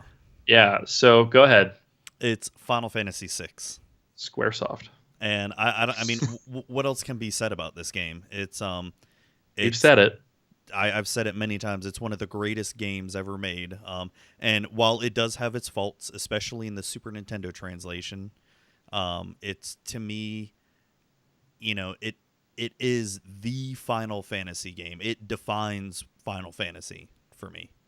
And it's so good. It defines role-playing games for me in terms of the video game genre. I mean, I don't know what more to be said. It's my the yardstick, isn't it? What? It's the yardstick. It's the measuring tape. It's your basis of RPGs starts at Final Fantasy VI. Yeah, that's a really good way of putting it. And you know me, Butler. if there's ever, and I really hope one day that there is a game that tops this, it's going to have to be a fucking phenomenal game for me for it to top Final Fantasy VI. It'll have to be a phenomenal game to top Chrono Trigger or Suikoden 2. Suikoden 2 came really, really, really close when I first played it. And then I had to go back and play Final Fantasy VI again and just realize, okay, this blows away Suikoden 2. Yeah. I'm not going to try and fight you to tell you to replace Final Fantasy on, by any means. I agree. It's a great game. That's the one that I wanted to put on my list too. But I like, you don't have any quote unquote modern games in your list. And we talked about this when you brought the idea up of putting this on this episode. Yeah. I tried to force you to pick a modern game and you couldn't. It's like you play modern games but don't recognize them. You don't acknowledge their existence. You play them all, but they'll never make it into your top list. Now, like I said, I was really trying to think of my top 10 the other day, and because I'd have to say Uncharted 4 probably makes my top 10, and that was 10? such Really? a good game. Yeah. I don't know that it makes my top 10 though, Matt. And I'm an Uncharted fan. Oh yeah, and you like it way more than I do. But Uncharted 4 was probably the best video game that I have played in a long time. In terms, Now we've talked about this before too. Like Red Dead Redemption doesn't make your top 10. After playing Uncharted 4, I think it's better than Red Dead. Whoa, I don't. I think I put way more time and I don't mean from the sake that because you put more time into a game makes it better. I mean, like, I was entertained far longer with Red Dead than I was with Uncharted 4. Let's see, it was the opposite for me with Uncharted 4. I didn't want to put it down. I wanted to keep going. And I can see myself, even though that game is extremely linear, I can see myself playing that game again. And and that says a lot for me personally. So Aiden likes Uncharted 4, and he's played it through twice. And I haven't played it a second time through, although I think I want to. I think I'm ready. Yeah. Like he'll be playing it, and a lot of times I don't, I'm busy or whatever, and I just let him do his thing. But like I'll sit down and I'll get sucked in, and before I know it, like an hour's gone by, and I'm all involved in helping him and telling him what to look for and stuff. Yeah. Like that game it's good, man. It's good. So that's a very modern game that has made it into your top 10 at least. Is there anything else that's come out since PlayStation 1? Because that's the newest game on your list is a PlayStation 1 game. Has anything come out since PlayStation 1 that deserves to be in your top 10? I when I was trying to come up with the list, I even wrote down like a list here. Let me go to my Google Drive. Where the hell? What about like Diablo 2? Diablo 2 would definitely make my top 10, but that's not very. They low. Consider that is it old. Low? It's considered old now. It is old, but it's newer than Suikoden 2. It's very old. I mean, World of Warcraft would make my top 10, and that's That's also old. Yeah, it is 2004. God damn. Is it really? Yep, it came out in 2004. Shit. I started playing in 2000. Years old? I started playing 2005. Wow, dude. I've got a teenager now, Jesus. And she was Jazzy was 2 years old when that game came out. And it still has shitload of people playing it. What? Anything else that's not 14 years old that would make your top 10? Oh my God. What I'm getting at here is that and it's not even necessarily nostalgia, is it? Because like I've never played Final Fantasy IX until you made me play it, and now I'm good ways through it. I'm about halfway through it. Like I've put it down, but I would put that in my top, if not my top 10, my top 15. It's good. Oh God, yeah. In my top 20, probably from 11 to 20, there probably would be more modern games in it. Skyrim would have to be there. I guess what I'm getting at and what I'm asking and what we have to ask is it that it is the nostalgia that drives these other games that we think they're so much better, or is it that there was more development, there was more heart, there was more something put into them that translated to us as to why these games are better than some of the modern games? Not that modern games are bad by any means, we play the shit out of them, but like they don't stick with us as some of these other games have, right? Like what is that? Is that nostalgia, or is that us? You know, because again, I don't have any nostalgia for Final Fantasy IX. I don't have any at all. I never played it, but it would make my minimum top, we'll say top 12. I would put it in there. You know, it's you got to remember, we grew up in a time where, you know, I mean, look at games coming out nowadays, the way how fancy and how friggin' awesome looking they are, and how well they play. It's we grew up in a time where games were so simple, and you know, especially if you weren't playing. And while a lot of the games that are in my list are RPGs, because one, I love reading stories and I love stories in general, it's you know, look at a game like Final Fantasy VI. In order for it to be good, not only, I mean, you look at the battle system of Final Fantasy VI, it's extremely simple, and it's not a very good RPG battle system with all the other games that I have played. But all it really has to rely on is its story, its characters, and it does a really good job at that. And you look at a game, you compare 6 to 15. While I really enjoyed 15, 15's characterization was shit compared to 6. And why is that? They've been working on 15 since, what, 2006, 2007? Oh, I mean, didn't it get scrapped and like started over or some shit? Yeah. So they've had far longer of a time to work on 15, yet the plot and the characterization of 15 is crap compared to 6. So why is that? I mean, the graphics are phenomenal. The gameplay is, I would have to say, technically better than 6 because it's a lot more involved, it's a lot more fun, it's a lot faster pace. Yeah, like to do all the fancy shit that you do for attacks in like 6, like it had to be in a turn-based back then. Yeah. And now you do it in real-time fighting, and that's a natural progression, and I would expect that games would do that by then. Yeah. So for that aspect, I think you're right. It has to rank higher. But overall, like, what is it? You know, is it the story? Is it the giving a shit? Is it the charm of the making do with what you had? Like, and it's not just the story either. I mean, the music of Final Fantasy VI. I mean, it's all MIDI soundtracks back then. Yeah. And Nobuyo Uematsu, you know, wrote, technically chip tunes is what they call it. Chip tunes, yeah. You know, Nobuyo, he wrote some fantastic pieces that are going to be forever memorialized within the Final Fantasy realm for 6. I mean, even for sure, even before 6, you know, and it's Well, they're composers, right? Like this is like it's a symphony type thing. Yeah, I mean, it can't come out probably, you know, how you would do it on a modern game with real instruments and sounds and things like that. But they still made it work, and it's still intricate music, and it fits every scene. And you know, I agree. And while I do think nostalgia has a lot to do with it, if I had never played this game and gone back to play it, I'm not sure if I would have the same type of feeling that I have towards it now, obviously, because I've gone back and played, you know, like Final Fantasy 2 and 3 and 4, because I never played those growing up. I didn't either, and I played 2. I got about 40 hours into 2 on my phone when it came out. And that game is so grindy and so, like, instant battles. Disgustingly grindy. I fuck that game. Yeah.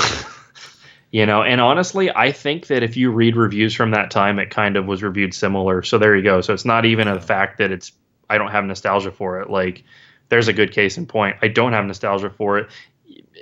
You know, neither do I for 9, but I sure shit like 9 a lot better than I like 2.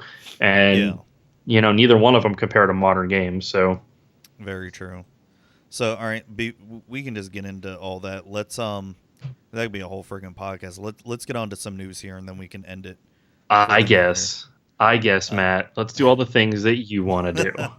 So, World of Warcraft is already announced their newest expansion, Battle for Azeroth, and So I wanted to talk a little bit about that because there's a new feature they have here that I probably consider one of the lamest things ever. So typically when an expansion comes out for World of Warcraft, they have to have new features. They have to have a reason for you to want to keep playing, and it's not so much being able to grind new levels and get new items and doing new dungeons and zones. That's not enough. Usually they have to entice you with, hey, there's a new class you can play. Hey, there's a new race you can play. Hey, there's new whatever you can play. Well, so, rightfully so, right? I mean, how else do you keep a 14-year-old game going? Exactly. So one of the things that they have released, or actually I think it's out right now if you pre-order the game, they call it Allied Races. And the one thing with Allied Races, so when you play the game World of Warcraft, there's a lot of other races you meet that aren't playable. And you help them out. You do quests and dungeons with these races. And the races that they have come out with already, they're called High Mountain Tauren, which you met in World of Warcraft Legion. Lightforged Draenei, which you meet in Warlords of Draenor. Nightborn, which are from Legion. And Void Elves, which I think are from Legion.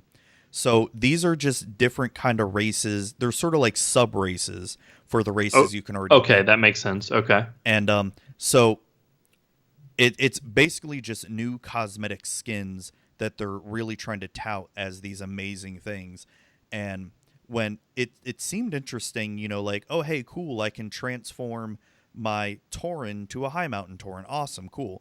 But when I read what you have to do in order to unlock these, I instantly absolutely hated it because I have no desire to, not only do I have to buy the new expansion, but I also have to grind in-game for hours upon hours at a time in order to for each one too, right? Each one, yes. Yeah, that sucks. So you have to get what they call exalted with a certain faction in order to unlock these races. And getting exalted with a faction, you have to do what they call reputation grinding, which involves doing quests, daily quests, handing in certain items that will boost your reputation with them.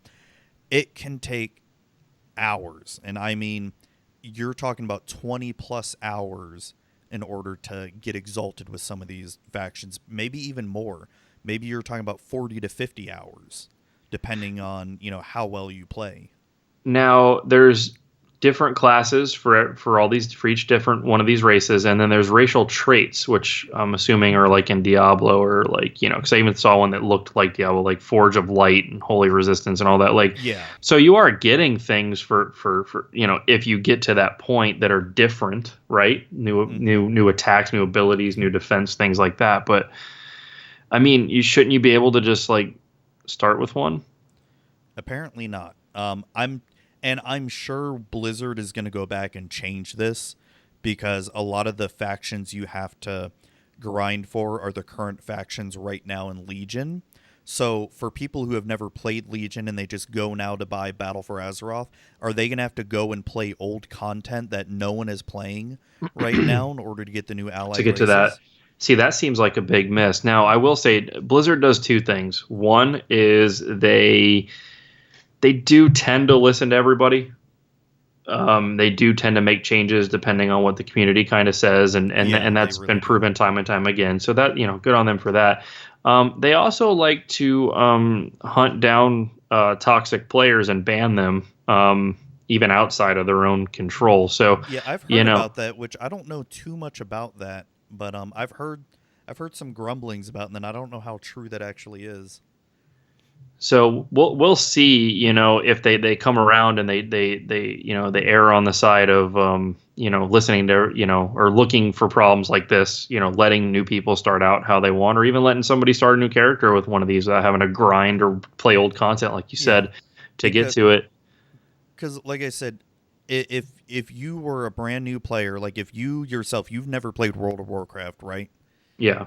I've seen it. I've never played it. I've never played it. Let's say you decide to play when this new expansion comes out, which it's coming out later this year, and you want to play the new Void Elves, Right. Why should you as a new player go and grind old content just to play a Void Elf?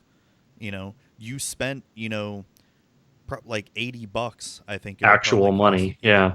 And you can't play the race you want to play because now you got to go grind old content, which you'd rather play the new stuff, right? I would expect. Well, you would expect to have the option to. Being that I've never played, and I don't feel like they're probably marketing this towards people like me who have never played. But having never played, it probably wouldn't bother me as much. You know what I mean? As a gamer, I see the problem with it, and as from like your behalf, where you're being forced to sort of grind your ass off to take advantage of this thing you just paid money for. You're how many hours away from being able to even experience it, basically? Like, that's stupid. That's dumb. Like, I agree. I side with you fully, man. One thing is cool about their website. I'm on here looking at it, the World of Warcraft website. You can change all the characters over to male or female, and I put them all to female. Now, stupid point, but it's I know I'm going to be getting this expansion. I have been almost getting that itch to play WoW again, but it's I have so many other games that I'm playing that I'm just trying not to get sucked into it again. And plus, one day I will get you sucked into this so you and I can play it. I'm avoiding it hard, man.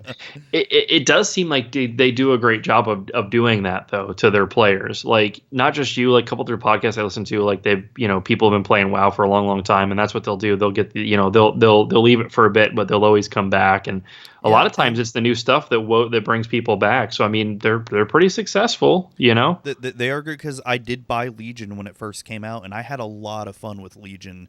They turned that game around because when the previous expansion, Warlords of Draenor, came out, I will say Warlords of Draenor, the leveling experience from level 90 to 100 was so good, but everything, the end game was terrible.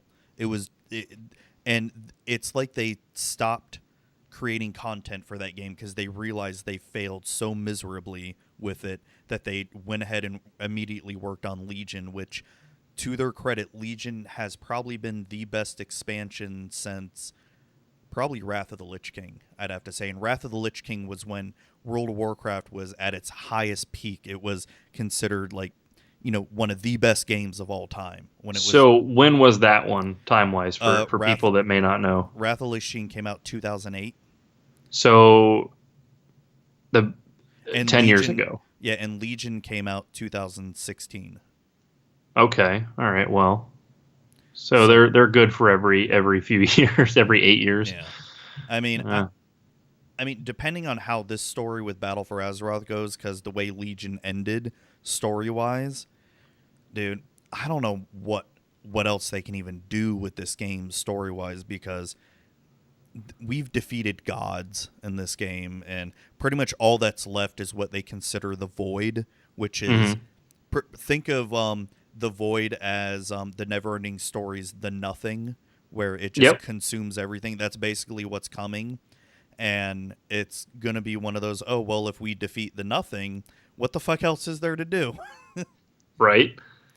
You've already stopped non-existence. I mean, I would really love for them to, officially end World of Warcraft and go back to Warcraft 4, where it's an actual strategy game. But that's never going to happen. So here's a convenient plot point for the Nightborn race. Isolated behind a protective barrier for 10,000 years. So that's why they haven't been in the game yet. Well, how convenient is that? Well, no, you come across them in Legion. But they've been behind a barrier forever. Yeah, what are they? Imperial Japan, 2,000 years of. Pretty much. I mean, they do act very Asian and all that shit. But that's funny. Yeah, like I said, I know I'm gonna play it when it comes out, and it's like one of those I need that hit every so often. You're fixed. How much is it gonna be? I think it's gonna be like $50. God damn! You're gonna give them 50 more. How much money you given them, Matt, over the years in the past 14 years? Just WoW we're talking about, or altogether? Yeah. No, not your Blizzard frickin' constant drip that you have to have into your vein. Just WoW. I mean, I can actually go and look up my account and look at my account history, but if I had to guess, I'd probably say, I don't know, maybe close to $2,000. So, WoW active players. So there's... Yeah, they don't actually keep track of active players anymore. So I don't know if it's even going to be an accurate number. Battle.net, as of May of last year, they say there's 860,000 active US and EU players alone. Whoa. So that's really, really low if that's true. Holy shit. Well, that was at that exact time. I think that's pretty good. Oh, okay. Yeah, that's pretty good. That's not, you have peaks and valleys in that, but let's just do stupid math on that. 860K, times $2,000. Yeah, so even if that's true, I mean, that's 1.7 mil. I think I screwed that up. I think I hit. Let's clear that out. Let's try that again. $860,000 people times $2,000 each, roughly, because I call you the average WoW player. Yeah. Yeah. No, I'm sorry. I'm right. $1.7 billion. And you figure it's more than that because there's been times where there's been more active players than that. You've had people that spend more money than you have on it. Well, yeah, there was at one point during Wrath of the Lich King where there were over 10 million active accounts at one point. So figure what's the bare minimum, to buy in at that point. So you would have had to buy the base game, which was probably say $30 to $40, or actually no, the base game probably then was probably $20, and then the Burning Legion expansion was probably about $20, and then the Wrath of the Lich King was $60. So $100, so roughly, pretty much $100 to buy in. Plus, you're talking about $15 a month for a subscription. So we'll add an additional month, so 115 minimum. At that point to buy in 10 million people minimum, and more people have spent way more than that have already had the game. So $115 times 10 million is another $1.1 billion. Yeah. Jesus, dude. Yeah, there you go. It's there crazy. You go. I mean, they know what they're doing, bro. They know what they're really doing. You can hate on WoW all you want, people out there. It's a money machine, and it's quite successful. Yeah, Holy shit. The game has evolved insanely. If you've been there from the beginnings like I have, it's insane how crazy this game has evolved. It's evolved a lot of it for the good, but I definitely think it's evolved for some of the bad. At least those actual billions. Like, we don't know exactly, but it's billions. It's in the billions. At least that money's gone back into it. Yeah. Oh, yeah. You can definitely tell it has. I can't be mad about that. For a 14-year-old game that's made them that much money, they have put a significant amount back into it. So at least you're getting something, Oh, yeah. So, you want to jump into the other two news topics? They kind of go together. Yeah, sure. Let's talk about the Billy Mitchell one. King of Kong, good old Billy Mitchell. Before we do that, let's actually talk about the Twin Galaxies shit in general, because that's what actually spawned the Billy Mitchell thing. I don't know, just to bring everybody up to speed, Twin Galaxies is like the first and supposedly the main video game records keeping, entity. They started back in like 82 or something like that. They, constantly have they've been the ones with referees that'll make sure that world records or top scores and things like that are legit. They have people that will review like tapes. Like, they had specific criteria you had to meet in order to qualify even for one of their records or to be in their books. And there's always been some controversy around them. They've never always been 100% with anything. But lately, one thing, and they did the right thing here, I think, with this dragster controversy. There's a gentleman. Hold on, I have it pulled up here. There's a gentleman by the name of, where is his name?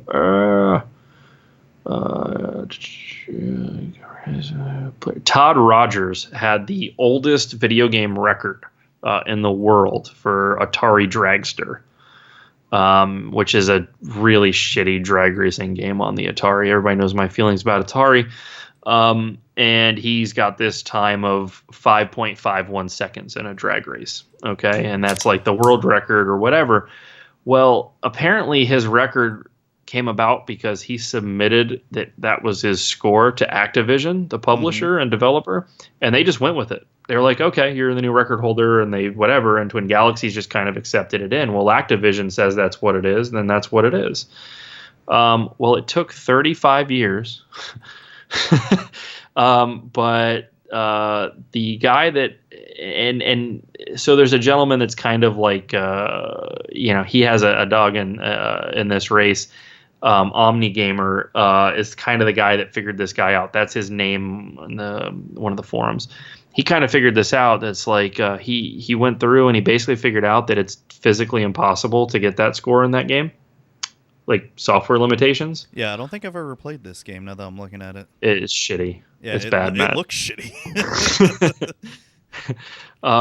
It's kind of cool. I mean, for the time, you killed 10 minutes, but so this Omni Gamer guy basically has kind of figured out and proven to Twin Galaxies that like this isn't possible. You can't get this score. You need to find a way to make it valid.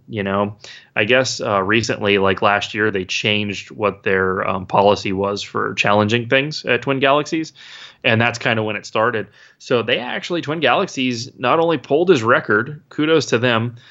They should have never taken it in the first place without sticking to their own standards for letting shit in. But they pulled the record and banned him from anything future. And now he seems to be pretty cool about it, this Todd Rogers guy. Like he's taken the approach where I did do it, even though it's been proven it's not even possible. But he's hey, it is what it is. I respect him. He's not fighting it, which also is a sign that he's probably lying. But anyway, so this is like sparked like a whole big thing because it's like, well, if and this was recognized by the Guinness Book of World Records as the longest held video game record. They even stripped this guy from their award too. But it's like it's bringing kind of a lot of controversy and light onto Twin Galaxies. Now, if you watch King of Kong, which you've heard us talk about before, you'd kind of see how that could be, that they would be shitty. Now, granted, it's kind of been the website and the records keeping has been turned over even since King of Kong. There's other people running it now. And, they are trying to run a tighter ship and make it more legit. And this is a great effort. Like a lot of people are like, is this the end of Twin Galaxies and stuff? And I think it's like, no, it's like a new beginning for them. They're fucking clearing out the shit. They're like Walter Day didn't want to do because he didn't want to hurt his buddy's feelings. You know what I mean? Because all these guys are his friends that have these records. So it's like, it's kind of good. It's like, no, we're going to make this a legit, either if they don't do this, they will go away. You know what I mean? It's to the point where nobody's putting up with this shit. And if you don't start clearing out the garbage on your books, you won't be there and you won't be the source for these records anymore. So I think they're doing a great job. They should continue to do that. Walter Day, I never met you, but you've done some shady shit. So anyways, that's sort of it for the Dragster controversy. That's kind of where this all started. Now, the best part, the part that made my cold heart shrink 3 sizes and just fill with cold, venomous blood. Billy Mitchell, who, if you've listened to the show, we are not fans of. He is being accused of cheating on his Donkey Kong high scores. Well, no shit. Anybody that's seen any documentary or has even looked into this guy at all, that he's been pulling some shit. Like, when Steve Wiebe was trying to beat his score and eventually did, all of a sudden Billy Mitchell comes out with, here's this tape I've been holding on to. Yeah. And it's like real sketchily edited and shit, and it's like, well, why can't you do it in front of people? Like, why is it you have to do this in private when everybody else has held to the standard where they have to do it where there's an approved cabinet, but Billy Mitchell's personal cabinet at home and he can videotape it himself? It's just always been a double standard, and Walter Day has been protecting his buddy Billy Mitchell, basically, and it's always looked like that. Well, finally, because they changed their policies and because the dragster thing and all that, they are looking into it and they have pulled Billy Mitchell's, how many? The former organized as the round rates high score forum has. Oh, they haven't done it officially at Twin Galaxies yet, but this guy, his last name is Young. He moderates the high score records for the Donkey Kong forum. He's stricken all 3 of Billy Mitchell's million-point plus games from the record books because none of them were done in front of anybody. No witnesses. Yeah, no witnesses. That's number one. Reason number one. Yeah. No witnesses. It was done it's looking like, and they posted it up on the forums, on the Donkey Kong forums. They posted up a GIF kind of comparing what footage looks like from a real cabinet, a real Donkey Kong cabinet, and MAME, which is the arcade emulator software. Yeah. And it's blatantly obvious that Billy Mitchell was playing on MAME. Now, I'm speculating. And this is where I was reading this thread last night and really trying to understand it.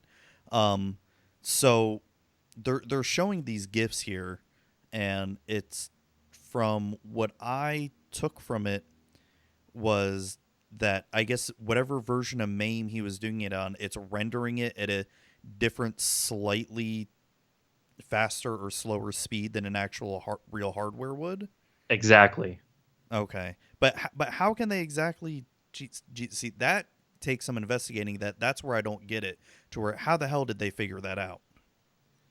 Well, because anybody that plays it to the level that it takes to get these high scores, because you got to figure this is a physical feat too, right? Like this is it's a mental and physical thing. Like, I mean, even the world record by the best players, it takes almost 4 hours right now to do this. So when you play it that much and you know how long it should take to do it, there's a dead indicator right there. If a game's running too fast, or somebody's doing it too easily, it might be going a little fast. So all you really have to do is get a hold of some of the footage and compare it to how it would run on what you're suspecting it is to a real one. And there you go. You're going to get it. I mean, it's, there's been other game records that have been, where they played on real hardware, but there was something wrong with it and their records were thrown out because it was going too fast. And that is, that's not how it's supposed to work. But, for an old man like Billy Mitchell, shaving 30 minutes off might make all the difference. Some people might argue that because it's moving faster, your reaction times have to change, and there's some skill and some merit into playing it faster. But I'm kind of from the opposite side of the table where it's like, no, it makes it easier for him. Billy Mitchell's reaction times, like nobody questions that. Like, I mean, he can play these games really well. Yeah. You know what I mean? It's making it easier on himself is what he's doing, and that would be his advantage. And that would be the reason for using it. And somebody that's going after world records and is that heavily, into it, they're going to recognize that it's playing faster by simply looking at it. And that's what a lot of these guys can tell. Like they can look at an arcade game and see if something's been messed up or changed by literally watching it just do the demo screen, like how fast it's running. Like, any game that relies on like frame by frame movement and stuff, those guys are real sensitive to that stuff too. So to answer your question, Matt, I mean, to these guys that do this all the time, they see it immediately, but to prove it, they need to show it. And that's what they successfully did, in my opinion, with the GIFs. He's running that shit on MAME. Yeah. I mean, it's hard for me to say, yeah, it's definitive proof since I personally don't understand it all. But I mean, I guess I would just have to give it up to the experts here and say, okay, it looks like they did do their homework in this and showed that he did, but I can't really say one way or the other. Like, yeah, he definitely cheated. I just have to basically believe what they're saying. It's not like it's two GIFs. Like one of it, I mean, they repeatedly are pulling footage from him, comparing it, and then they put the MAME shit up for that part and like show like how fast it would load or how fast it would build the screen or how fast the barrels would move. And they're showing it. And it's in Billy Mitchell's shit was more than likely done on MAME, or at the very least, his cabinet was sped up. Like somebody would mess with the clock speed. Yeah. You can't dispute it. I mean, you can watch some of these GIFs and one of them will load a second faster than the other, or half a second or whatever, and that is an advantage for him. reaction times aside and moving and all that, like you can adjust and compensate to that. But getting the game done faster is a huge advantage, especially something that's like a marathon for you to complete. And, he ain't no spring chicken, so anyways, and they put the times there, for the different MAME versions and for Billy's. They literally went frame by frame and did the math. So expert or not, check it out. It's on the Donkey Kong forum. I just think it's really cool that he's he's being called out on his bullshit. I would feel a lot better if he would come out and do a 1,000,000-point run in front of somebody, because he's never done it. Yeah. He hasn't done it for years. He's never done 1,000,000 points in front of somebody, but he's never even done like a 900,000 point run in front of anybody in years and years. And that alone kind of worries me. And why was he allowed to? Why were his records allowed to be used? And nobody else had that luxury. Like it's just shit, man. Yeah, it's all shady shit, man. Yeah, I don't know, dude. So granted, I'm sure that King of Kong they made him look more of a villain than he probably truthfully is. Yeah. But the truth still stands out in there, and this is proving exactly that. And it just makes me feel good that he's being shut down, because he's kind of a piece of shit. Oh, I know. He is. So, let the real guys do it. So, I'm with that. Did I put the current record holder on there? Yeah. Robbie Lakeman, who has no problems doing this in front of everybody. In fact, the current world record, he streamed it live on Twitch. What the fuck, Billy Mitchell? Oh, okay.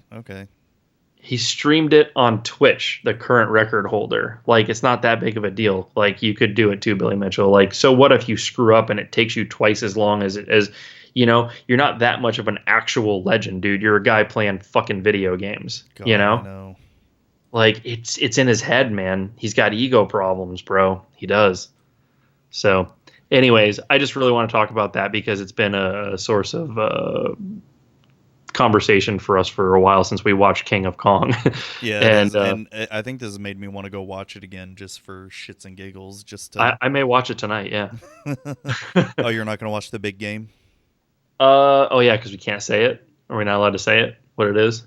Oh, can you not say the word Super Bowl? The superb owl. Yeah. I don't really care. I really don't care either. I hate. I'm not like, I don't want to see Tom Brady and the Patriots win again. Like, I really don't. But like, being a Mets fan and never really, not that Philly's like our arch enemy or anything. When this is baseball, obviously, but Philly fans are Philly fans, as I've come to find out. No problems with people in Philly. I'm talking about Philly fans. They're not the nicest to other fans, and no. I've had a lot of bad experiences with them, so I kind of don't want them to win. So, like, I don't want either team to win, and I realize I don't give a shit. So I'm not watching this year. I don't really care. I don't know. I'm right there with you. So I think that about concludes it for us, man. Yeah, man, we covered a lot tonight. Yeah, we really did. So where can people find you at? Find me on Twitter. Hell, if they're watching us, they can see all our shit on there, so... Yeah, if you're watching this, Matt, you'll put it up on not only your Twitch channel, but it'll eventually end up on YouTube probably as well. Yep. If you're watching this, you'll see all of our awesome stuff that Mr. Zubritsky has done for us. Nice marketing job. You got all the little icons and all of where you find us on there. You can find me. I'm at Killabeez, KILLABEEZZ2T on Twitter. You can find the show, vcrgamingpodcast.com is the easiest way to track us down. Of course, we are at VCR Gaming on Twitter, vcrgamingpodcast at gmail.com, Facebook, VCR Gaming, and Instagram, as previously stated in the beginning of the episode, is at VCR Gaming. Matt, where can they find you? They can find me on Twitter at Zubatron, Zubatron. I've also got a Magic the Gathering podcast that you can find on Google Play, Stitcher, TuneIn Radio, and iTunes. And you can find me on Twitter on there at Magic with Zuby. You can check that out if you're into the card game Magic the Gathering. Check it out. Show Matt some love. He does a good job 94% of the time on that show. So, whoa, that's pretty high. Yeah, sorry. I'm setting expectations, Oh, I actually want him to go listen. You can also find us on, of course, your favorite podcast app, iTunes, Google Play, Stitcher, TuneIn Radio. We are on all of those as well. Or you can download it direct from Shout Engine if you'd like, who we host through. Anything else, Matt? No, that about does it for me. Awesome, man. Well, yeah, it was good talking to you, brother. Yeah, you too, man. All right. Well, everybody, thanks for listening, and we will catch you guys next time. All right, and